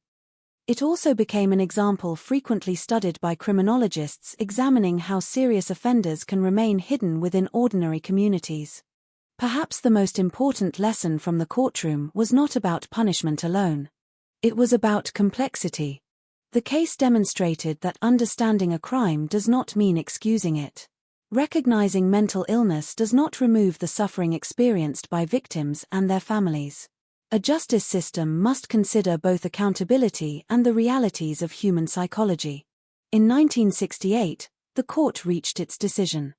The legal chapter of Ed Jane's story was complete. But the questions surrounding the case would continue for decades. How could a person live unnoticed while committing crimes of such seriousness? Could warning signs have been recognized earlier? How should society understand individuals who appear ordinary while hiding deeply troubling behavior? Those questions would remain long after the courtroom doors closed. And as the years passed, Ed Jane would become remembered not only for what happened in Wisconsin, but for the uncomfortable questions his case forced the world to confront about isolation, mental illness, and the limits of understanding human behavior. Years after the courtroom proceedings ended, the name Ed Jane continued to exist in public memory. But time changed the way people looked at the case. In the immediate aftermath of the investigation, the story had been defined by shock. Newspapers competed for attention. The public struggled to understand how such events could have occurred in a quiet rural community where people believed they knew their neighbors. With the passing of decades, however, the case became something different. It became a subject of study. A reminder of the importance of investigative work. A difficult example of how crime, psychology, and society can intersect in complicated ways. For the people of Plainfield, though, the aftermath was never an abstract historical discussion. They had lived through the moment when their familiar community changed forever. Small towns often build their identity around trust. The belief that neighbors look after one another is part of what makes rural communities feel safe. People leave doors unlocked. They recognize familiar vehicles on the road. They know who belongs and who does not. The events of 1957 challenged that sense of security. Residents who had once viewed their community as separate from the dangers associated with larger cities suddenly found themselves at the center of international attention. Reporters arrived from across the country. Strangers traveled to see the place where one of America's most infamous criminal investigations had unfolded. For many locals, this attention was not welcome. To outsiders, Plainfield had become a symbol. To the people who lived there, it was still home. It was where families had been raised, where neighbors had celebrated birthdays and weddings, where people had buried loved ones long before the world learned the town's name. The tragedy connected to Ed Jane did not define every person who lived there. It was one chapter in the history of a community that continued moving forward. The Jane farmhouse itself became a symbol of the case, but its history after the investigation was marked by change. The property was eventually sold and later destroyed by fire in 1958. What remained was not a physical monument, but a memory preserved through documents, photographs, and historical accounts. The disappearance of the physical location did not erase the questions left behind. If anything, the absence of the farmhouse made the story more dependent on careful historical examination. Over time, researchers, criminologists, and psychologists continued studying the case. Not because Ed Jane represented a typical criminal. He did not. His case was unusual in many ways. Instead, experts examined it because it revealed important issues about isolation, social withdrawal, psychological disturbance, and the challenges faced by communities and investigators when warning signs are unclear. One of the most misunderstood aspects of cases like this is the assumption that there must always be obvious indicators before tragedy occurs. The reality is often more complicated. People are rarely defined by a single characteristic. A person can appear polite in public and still experience serious internal problems. A community can know someone for years without understanding every aspect of their private life. This does not mean that violence is impossible to predict or prevent. It means that human behavior is complex. The study of criminal cases is not about finding simple explanations. It is about understanding patterns, recognizing risks, improving investigative methods, and learning how institutions can respond more effectively. The Jane case also left a lasting impact on popular culture. Over the decades, writers and filmmakers drew inspiration from aspects of the story when creating fictional characters. These fictional portrayals often exaggerated or transformed reality, creating villains designed for entertainment rather than accurate historical representation. As a result, many people became familiar with a fictionalized version of the case before they understood the actual events. This created another challenge for historians: separating fact from myth. The real story was not a movie. It was not a legend. It involved real people, real families, and a community forced to confront a tragedy it never expected. Behind the headlines were individuals whose lives continued after the investigation ended. The families of victims carried memories that could not be reduced to a newspaper article or courtroom record. For them, The case was not about fascination or curiosity. It was about loss. This is perhaps the most important perspective when examining any true crime story. The person responsible may become famous. The investigation may become historically significant. The case may influence books, films, and academic studies. But the people harmed are not characters in someone else's story. They were individuals with relationships, responsibilities, dreams, and ordinary moments that mattered. Remembering that distinction changes the way history is told. Ed Jane died on July 26, 1984, at the Mendota Mental Health Institute in Wisconsin after years in psychiatric custody. By the time of his death, he had spent the majority of his adult life under institutional supervision. The public attention that once surrounded his name had largely disappeared. The crowds were gone. The headlines had faded. What remained was a complicated historical record. A case that raised questions without easy answers. A community that endured an unimaginable event. Families who continued carrying the consequences. And investigators who had uncovered the truth through patience, evidence, and determination. The story of Ed Jane remains one of the most studied criminal cases in American history, but its lasting importance is not found in the sensational details that first captured public attention. Its significance lies in what it reveals about the human condition. About loneliness. About the dangers of unchecked psychological decline. About the responsibility of communities to pay attention to those around them. And about the difficult balance between understanding someone's mind and holding them accountable for their actions. History often remembers moments of horror because they force society to examine questions it would rather avoid. The Jane case became one of those moments. A quiet Wisconsin town. A hidden life. An investigation that uncovered unimaginable truths. And a reminder that behind every criminal case are real people whose stories deserve to be told with care. Decades later, the name Ed Jane still carries a dark association. But the final lesson of the case should not be the fascination with the person who committed the crimes. It should be the recognition of the lives affected, the importance of justice, and the need to understand human behavior before silence allows problems to grow unseen. Because the most meaningful stories from history are not only about what happened. They are about what society learns afterward. More than half a century after investigators first entered the Jane farmhouse, the case continues to occupy a strange and uncomfortable place in American history. Some criminal cases disappear with time. The names involved become forgotten. The locations change.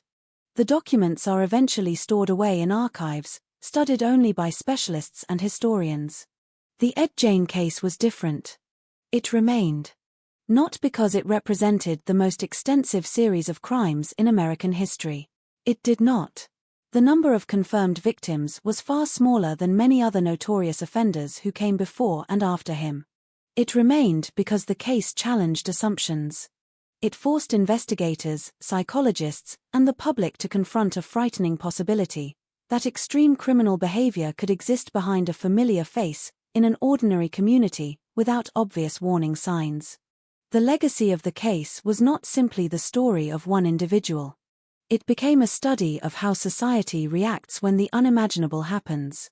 Before 1957, many Americans imagined serious criminals as obvious outsiders. They were thought to be aggressive, threatening, or visibly different from everyone else. The Jane investigation complicated that image. Neighbors described a man who was unusual, withdrawn, and socially isolated, but not someone they believed capable of extraordinary violence. He was not a public figure. He was not a person constantly involved in conflicts. He lived quietly on the edge of a rural community. That contrast became one of the reasons the case remained so fascinating to criminologists. The investigation demonstrated that understanding criminal behavior requires looking beyond appearances. A person's public identity does not always reveal their private struggles. However, the case also created an important lesson: unusual behavior alone does not equal criminality. Many isolated or socially awkward individuals never harm anyone. Modern experts emphasize that criminal behavior usually emerges from a complex combination of psychological, social, and environmental factors rather than from a single personality trait. The Jane case became part of a broader movement in criminal psychology that attempted to understand offenders not only through their actions, but through their backgrounds, mental states, and personal histories. The role of psychiatric evaluation in criminal proceedings also gained greater public attention. The legal questions surrounding Jane were not simple. The evidence established responsibility for serious crimes, yet mental health professionals also found profound psychological disturbances that affected his understanding of reality. This created a difficult balance.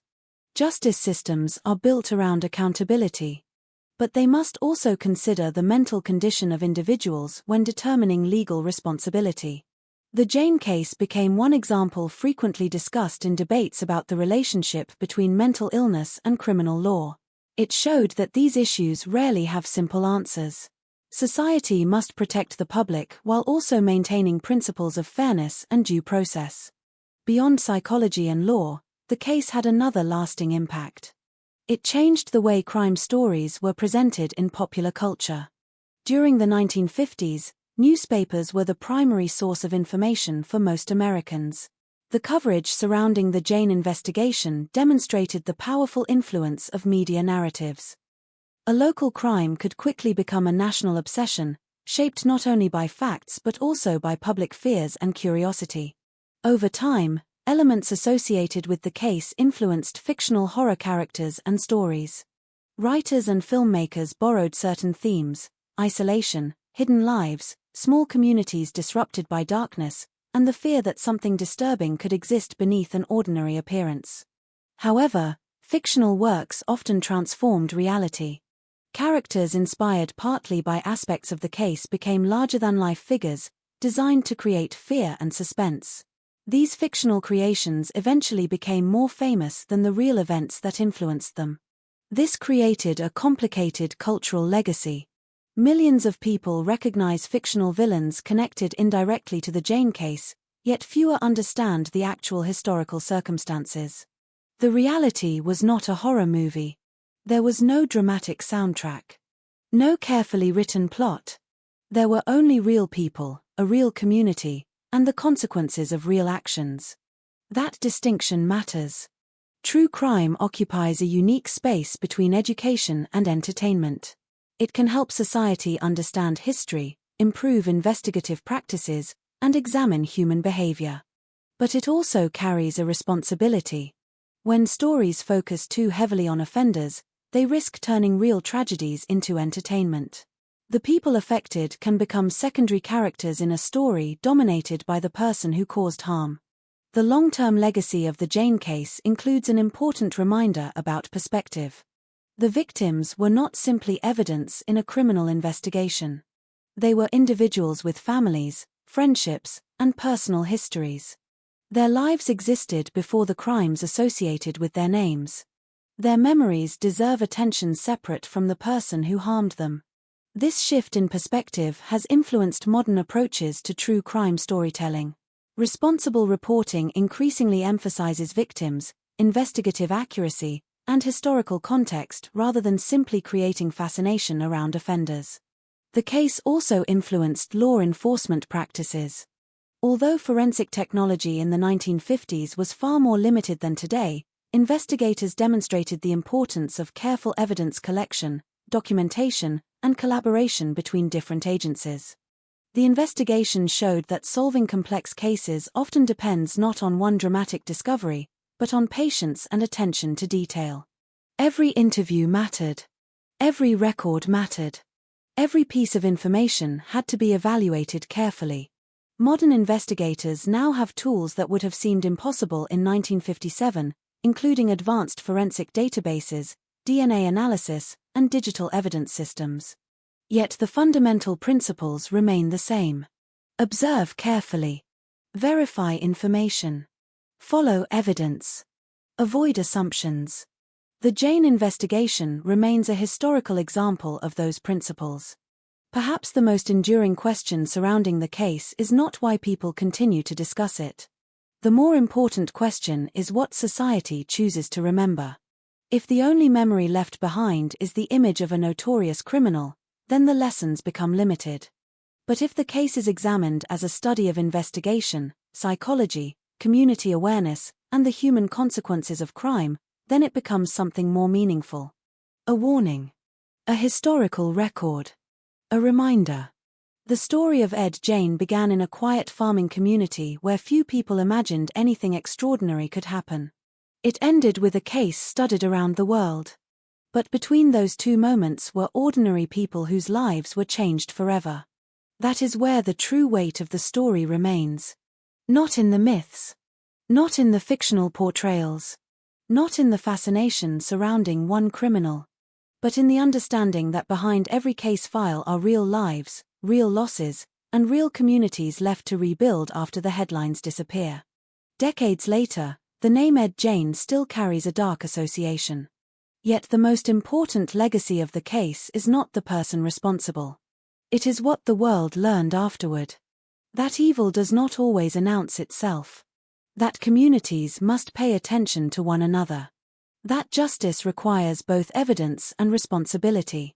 And that history is best remembered not through fascination with darkness, but through a commitment to understanding, preventing, and learning from it. History has a way of transforming real events into something larger than life. A person becomes a symbol. A location becomes a landmark. A moment of tragedy becomes a story repeated across generations. But behind every historical case, there is always a reality that existed before the headlines. Before investigators arrived. Before newspapers printed their first reports. Before strangers around the world learned a name. There were ordinary people living ordinary lives. The story of Ed Jane is often remembered because of the questions it created. How could such events happen in a quiet rural community? How could a person remain unnoticed for so long? How can society recognize danger when it does not always appear in obvious forms? These questions continue to attract attention decades later. But perhaps the most important reflection is not about the person at the center of the investigation. It is about the world around him. The community. The investigators. The families affected. And the responsibility that comes with remembering stories of real crime. True crime occupies a complicated space in modern culture. People are naturally drawn to mysteries. The desire to understand what happened, why it happened, and how investigators uncovered the truth is a deeply human instinct. It is the same curiosity that leads people to study history, explore psychology, and examine the decisions made during moments of crisis. But there is a line between understanding and fascination. A criminal case is not a fictional story created for entertainment. The people involved did not know they were part of history. They were simply living their lives. Bernice Worden was not a character in a mystery. She was a person with a family, a daily routine, and a place in her community. Mary Hogan was not simply a name connected to an investigation. She was a person whose absence left unanswered questions for those who cared about her. Remembering victims is essential because crime can easily distort memory. The person responsible often receives the majority of attention, while those harmed become reduced to brief mentions in articles and documentaries. A responsible examination of history must restore that balance. The purpose of studying criminal cases should not be to create legends around offenders. It should be to understand consequences. It should be to examine failures, improve systems, and recognize the human cost behind every case file. The investigation into Ed Jane also reveals how difficult it can be to understand human behavior. For decades, people have searched for a simple explanation. Some have focused entirely on his childhood. Others have focused on his isolation. Others have focused on his mental illness. But human beings are rarely explained by one factor alone. A person's life is shaped by countless influences: family, environment, experiences, relationships, psychological health, and personal choices. Understanding those influences does not remove responsibility. Explanation and accountability are not opposites. A society can attempt to understand why something happened while still recognizing the harm caused. This balance remains one of the greatest challenges in criminal justice. The case also demonstrates the importance of separating facts from myths. Over the years, the story surrounding Ed Jane grew beyond the official record. Popular culture transformed elements of the case into fictional narratives, and some details became exaggerated through repeated retelling. Eventually, the fictional image became more familiar than the historical reality. This happens frequently with famous criminal cases. The public remembers the version repeated most often. But history requires patience. It requires returning to original records, official investigations, and reliable evidence. The truth is often less dramatic than mythology. But it is also more meaningful. The real story of Ed Jane was not a supernatural tale. It was not a story about a fictional monster hiding in the shadows. It was a story about a damaged individual, a community that never expected tragedy, investigators working with limited technology, and families forced to endure unimaginable loss. That reality is more difficult to process precisely because it is real. There is no fictional ending where everything returns to normal. There is only the passage of time. Communities heal slowly. Families continue forward while carrying memories of those they lost. Investigators retire, leaving behind case files that later generations examine. And society continues asking questions. One of the greatest lessons from historical criminal cases is that prevention often begins with attention. Not fear. Not suspicion toward everyone who seems unusual. But attention to human connection. Isolation can affect people deeply. Communities become stronger when individuals notice those around them, when people are willing to ask questions, offer support, and recognize when someone may be struggling. At the same time, history teaches caution. Not every quiet person is dangerous. Not every unusual person is a threat. The goal is not to create a world built on suspicion. The goal is to create a world where people are less invisible. The story of Plainfield in 1957 remains a reminder of how quickly a sense of security can disappear. But it is also a reminder of resilience. After the investigation ended, Plainfield continued. Children grew up. Families celebrated new milestones. Businesses opened. Seasons changed. The community became more than the place where a tragedy occurred. It became a place where people continued living. That may be the most overlooked part of many true crime stories. The crime becomes famous. The recovery becomes forgotten. But recovery is where most people spend their lives. The final chapter of a tragedy is not the moment when the world discovers what happened. It is what happens afterward. How people rebuild. How communities remember. How society chooses to learn. More than 60 years later, the Ed Jane case remains part of American criminal history because it forced difficult conversations about crime, psychology, and justice. But the value of remembering this case does not come from repeating the darkest details. It comes from examining the lessons left behind. The importance of evidence over rumor. The importance of victims over sensationalism. The importance of understanding human behavior without ignoring personal responsibility. And the importance of remembering that every historical event is made up of real human experiences. A quiet town. A missing person investigation. A discovery that changed everything. A courtroom decision. And generations afterward still searching for meaning. The story is no longer only about what happened in one farmhouse in Wisconsin. It is about how people respond when confronted with something they struggle to understand. It is about the questions that remain after the investigation ends.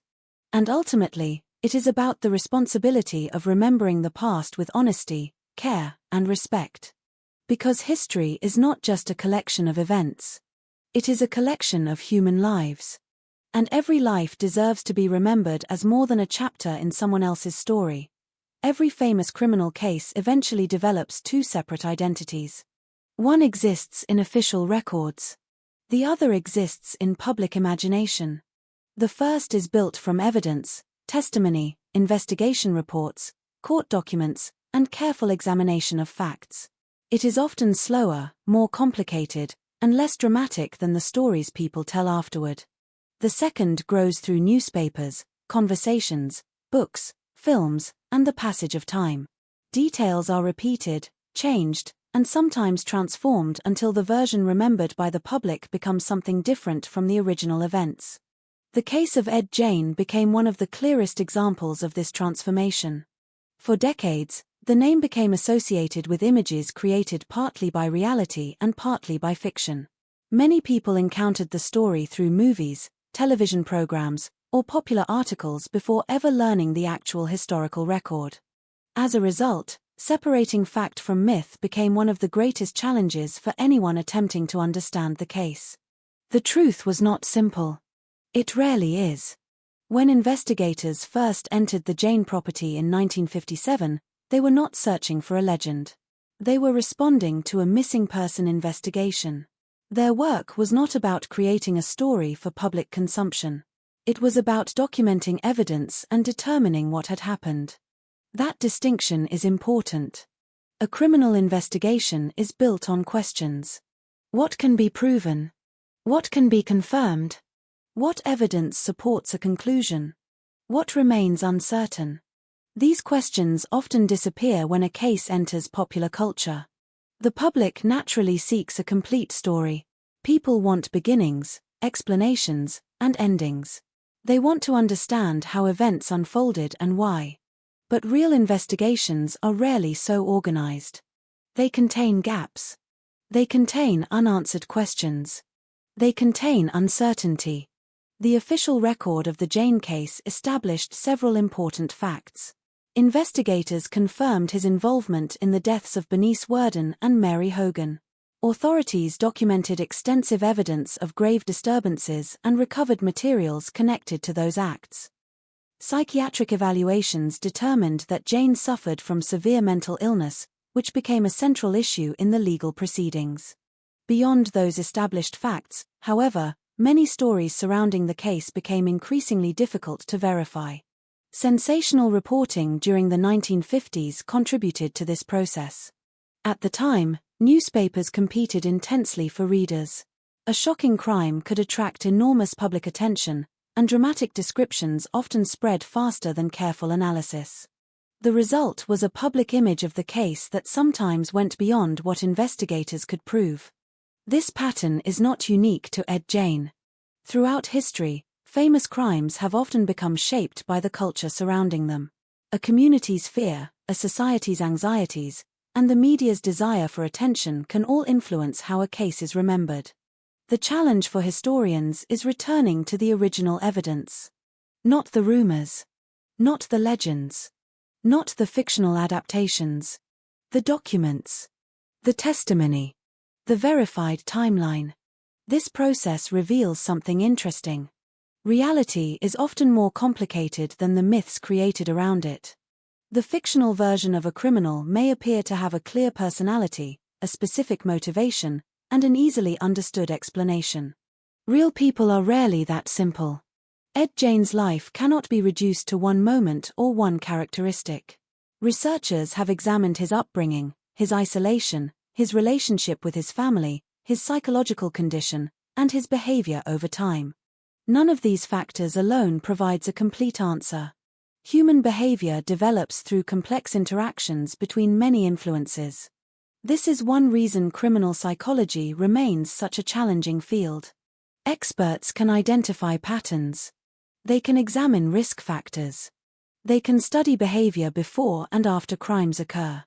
But predicting individual actions with absolute certainty remains extremely difficult. The Jane case also demonstrates the danger of turning criminals into cultural icons. Fame can create a strange distortion. The person responsible for harm may become widely recognized, while the people affected by the crime receive far less attention.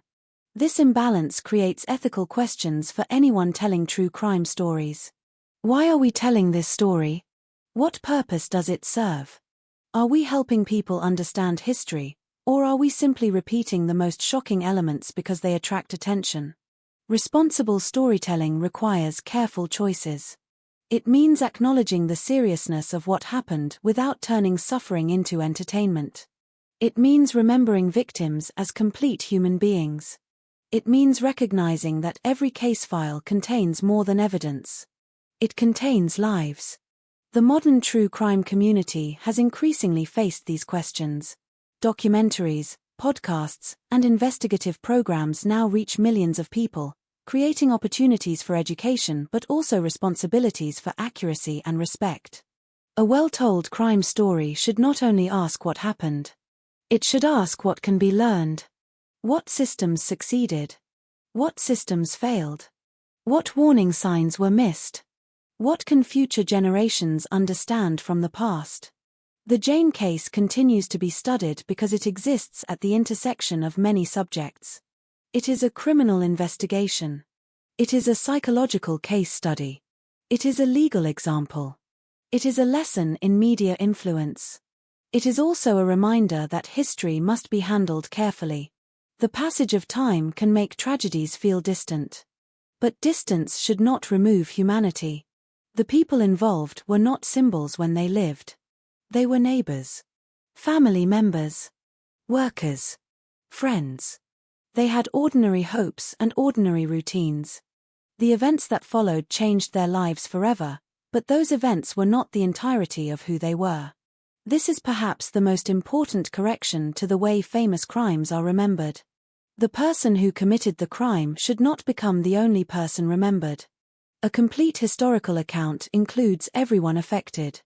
The investigators who searched for answers. The professionals who examined the evidence. The community that experienced fear and uncertainty. The families who carried loss long after the news coverage ended. The story belongs to all of them. Decades later, the Jane case remains a subject of discussion because it continues to raise difficult questions. How well can society recognize hidden problems? How should mental illness be considered within criminal justice? How should the media report on tragedy? How can we study the darkest parts of human behavior without becoming fascinated by them? There are no easy answers. But asking those questions is valuable. History does not exist only to tell us what happened. It exists to help us understand why events matter. The final lesson of the Jane case is not found in the myths that grew around it. It is found in the careful search for truth. A search that requires patience. A search that requires respect. A search that recognizes that behind every investigation is a reality far more important than the headlines. Because when the attention fades, when the documentaries end, and when the names become part of history, one responsibility remains. To remember accurately. To remember thoughtfully. And to remember the people behind the case, not just the case itself. There is a moment after every major tragedy when the world becomes quiet again. The cameras leave. The headlines disappear. The investigators return to other cases. The public moves on to the next story. But for the people who lived through the event, silence does not mean the story is over. It means the world outside has stopped paying attention, while those closest to the tragedy continue carrying its memory. For the small community of Plainfield, Wisconsin, the aftermath of the Ed Jane case was not measured in newspaper articles or courtroom decisions. It was measured in ordinary days that continued after an extraordinary event.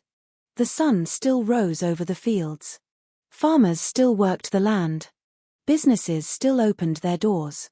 Families still gathered around dinner tables. Life continued.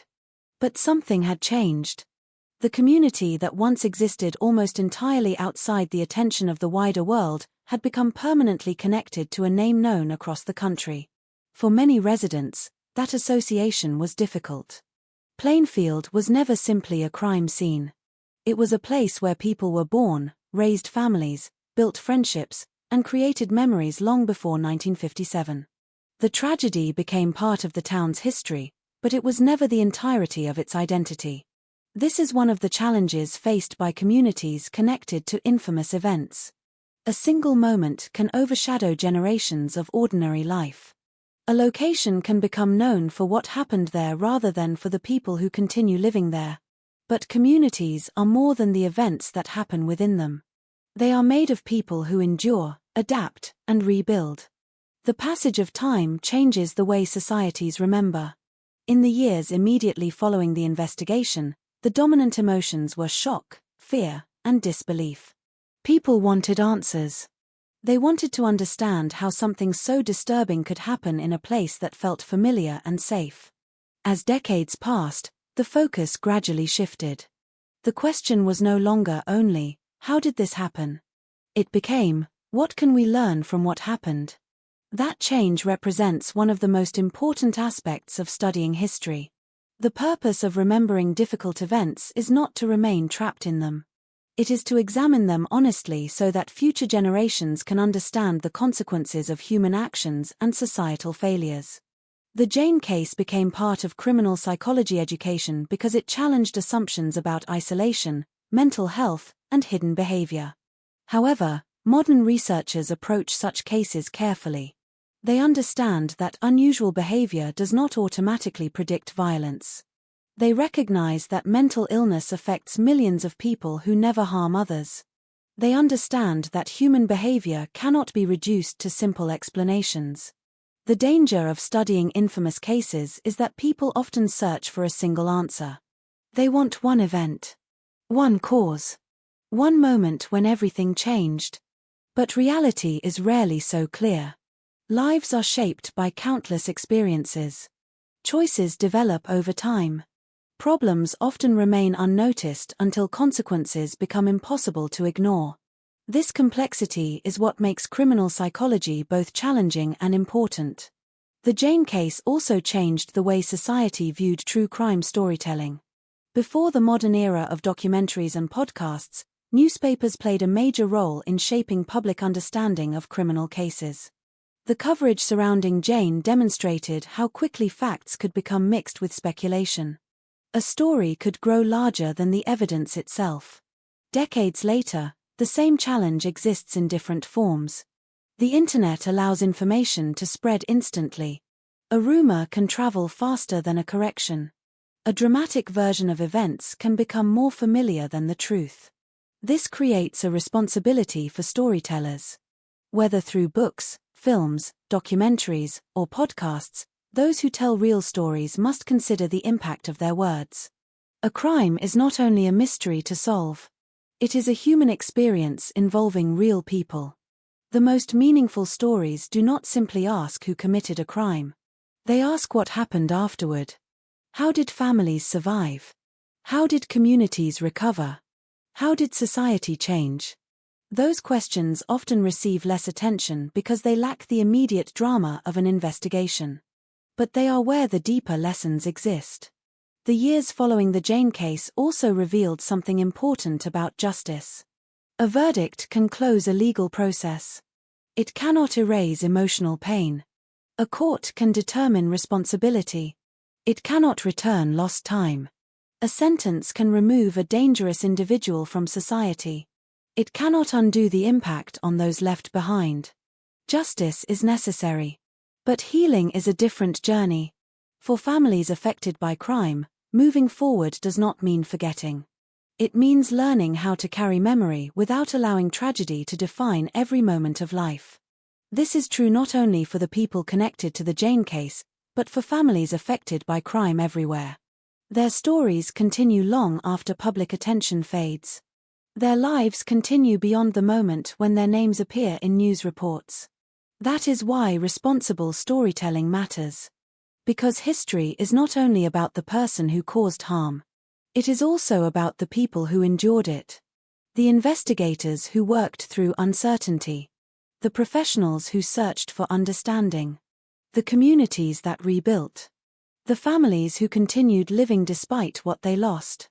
As time moves forward, every historical case eventually becomes separated from the emotions of the original moment. New generations encounter it through books, documentaries, and archives. They see photographs. They read reports. They learn names. But they do not experience the uncertainty felt by those who were there. They do not know what it was like to live in Plainfield in the days after the investigation became public. They do not feel the confusion of neighbors trying to understand someone they thought they knew.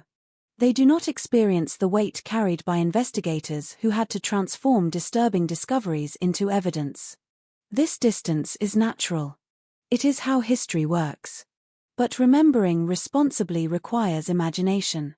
Not imagination in the sense of creating new stories. Imagination in the sense of recognizing that real people once stood where history now places them. They had ordinary mornings, ordinary conversations, ordinary plans, until something happened that changed everything. The legacy of the Ed Jane case is therefore not simply a story about crime. It is a story about perception. About the difference between what people see and what they do not see. About the limits of understanding another person's inner world. About the importance of evidence over assumption. About the need to balance curiosity with compassion. More than 6 decades have passed since investigators traveled down that rural road outside Plainfield. The world has changed dramatically since then. Technology has advanced. Criminal investigations have evolved. Psychological research has expanded. The way society discusses crime has transformed. Yet the fundamental questions remain. How do we recognize suffering before it becomes tragedy? How do we protect communities without creating fear? How do we tell difficult stories without losing sight of the people involved? Those questions ensure that cases like this remain part of historical discussion. Not because the darkness should be celebrated, but because understanding darkness can help society search for better ways forward. The final image left by this story is not a farmhouse, not a courtroom, not a newspaper headline. It is a community continuing after the storm. Fields changing with the seasons. Families creating new memories. A town refusing to be defined by one terrible chapter. History remembers what happened. But humanity is measured by what comes afterward. And what remains after the headlines fade is not only the record of a crime. It is the reminder that every story contains real lives, real consequences, and real lessons. The past cannot be changed. But the way we remember it can. With honesty. With responsibility. And with respect for those whose lives became part of history without ever choosing to be there. Some stories remain in history not because people want to remember them, but because they force society to confront questions that have no easy answers. The Ed Jane case is one of those stories. More than 60 years have passed since investigators arrived at a quiet farmhouse outside Plainfield, Wisconsin. Generations have changed. Technology has transformed daily life. The way people communicate, investigate crimes, and understand psychology has evolved dramatically. Yet the case continues to appear in books, documentaries, academic discussions, and conversations about criminal history. Why? Why does one case remain in public memory while countless others eventually disappear? The answer is not simply because of what investigators discovered. It is because the case exists at the intersection of several things people have always struggled to understand. The hidden side of human behavior. The limits of what communities can know about one another. The relationship between mental illness and responsibility. The power of media to shape public perception. And the uncomfortable reality that ordinary places can sometimes become connected to extraordinary events. Human beings are naturally drawn to mysteries. From the beginning of recorded history, people have tried to understand events that seem impossible to explain. We search for patterns. We look for causes. We want to know how something happened and whether it could have been prevented. This desire is not simply curiosity. It is part of how societies learn. Historical investigations, including difficult criminal cases, can reveal weaknesses in systems, improve future responses, and encourage deeper understanding of human behavior. But there is also a danger. When a story becomes famous, the people involved can become symbols rather than individuals. The offender becomes a name. The crime becomes a headline. The location becomes a reference point. And the human experiences behind those things can slowly disappear. A responsible examination of history requires the opposite. It requires remembering that before there was a case, there were people. Bernice Worden had a life before her name appeared in investigative reports. Mary Hogan had a life before her disappearance became part of a criminal investigation. Their communities existed before tragedy changed how the outside world viewed them. They were not created by the crime. The crime interrupted their stories.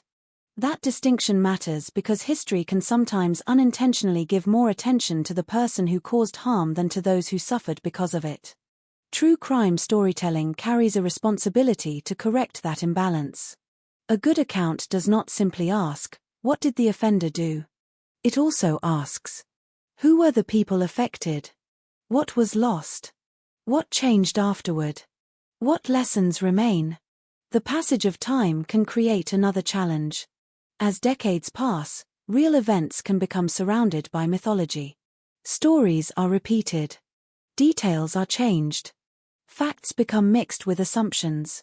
Eventually, the version people remember may be very different from what investigators actually documented. This transformation happens because humans tell stories. Stories help us understand complicated events. But storytelling also carries the risk of simplifying reality.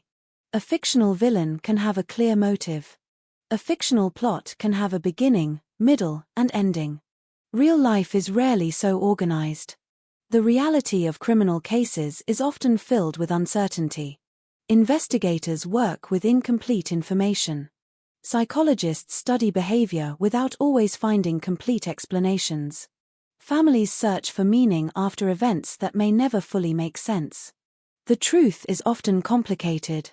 And complexity does not make a story less important. It makes it more human. The lasting importance of the Ed Jane case is not that it created a frightening image that influenced popular culture. Its importance is that it demonstrated how much remains unknown about the people around us. Not in a way that encourages fear, but in a way that encourages awareness. Communities are built on connection. People notice when neighbors need help. They recognize changes in behavior. They support one another during difficult times. Strong communities are not created by suspicion. They are created by attention and compassion. The case also reminds society that mental health is a serious part of human well-being. For many years, discussions about criminal behavior and mental illness were often oversimplified. People searched for easy explanations. Today, experts understand that mental health is far more complex. Most people experiencing mental illness are not violent. Most people who struggle psychologically do not harm others. At the same time, severe mental illness can affect perception, judgment, and behavior in ways that require professional attention. The challenge for society is finding a balance. Recognizing the importance of mental health without creating harmful stereotypes. Protecting communities while respecting human dignity. Seeking understanding while maintaining accountability. These are difficult goals. But difficult questions are often the ones worth asking. The legacy of the Jane case also exists in the field of criminal investigation. The methods available to investigators in 1957 were limited compared with modern standards. There were no advanced digital systems. No modern DNA databases. No instant access to nationwide information networks. Investigators relied on observation, interviews, documentation, and persistence. Their work demonstrated a principle that remains true today. Technology can assist an investigation. But careful reasoning remains essential. Evidence must still be examined. Assumptions must still be challenged. Facts must still be separated from speculation. The tools may change. The responsibility does not. Looking back at the case now, the distance of time allows for a more thoughtful perspective. The immediate shock has faded. The headlines have become historical documents.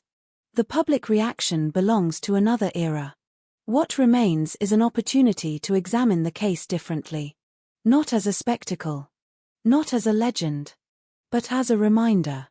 A reminder that every community contains unseen struggles. A reminder that justice requires both evidence and humanity. A reminder that the people affected by crime deserve to be remembered beyond the moment of tragedy.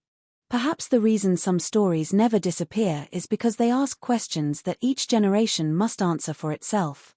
How do we respond when we encounter something we cannot understand? How do we balance curiosity with respect? How do we learn from painful history without becoming fascinated by suffering? The answers reveal something about society itself. A mature society does not ignore difficult chapters. But it also does not glorify them. It studies them. It learns from them. It remembers the people involved. The story of Ed Jane will likely remain part of criminal history for generations to come. But the final meaning of the case should not be found only in the darkness associated with one individual. It should be found in the lessons that followed.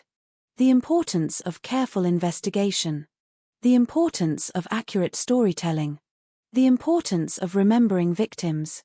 The importance of understanding that every headline represents real human lives. Because history is not simply a record of what happened. It is a reflection of what we choose to carry forward. And the final page of any true story should not only ask how it began. It should ask what we learned when it ended.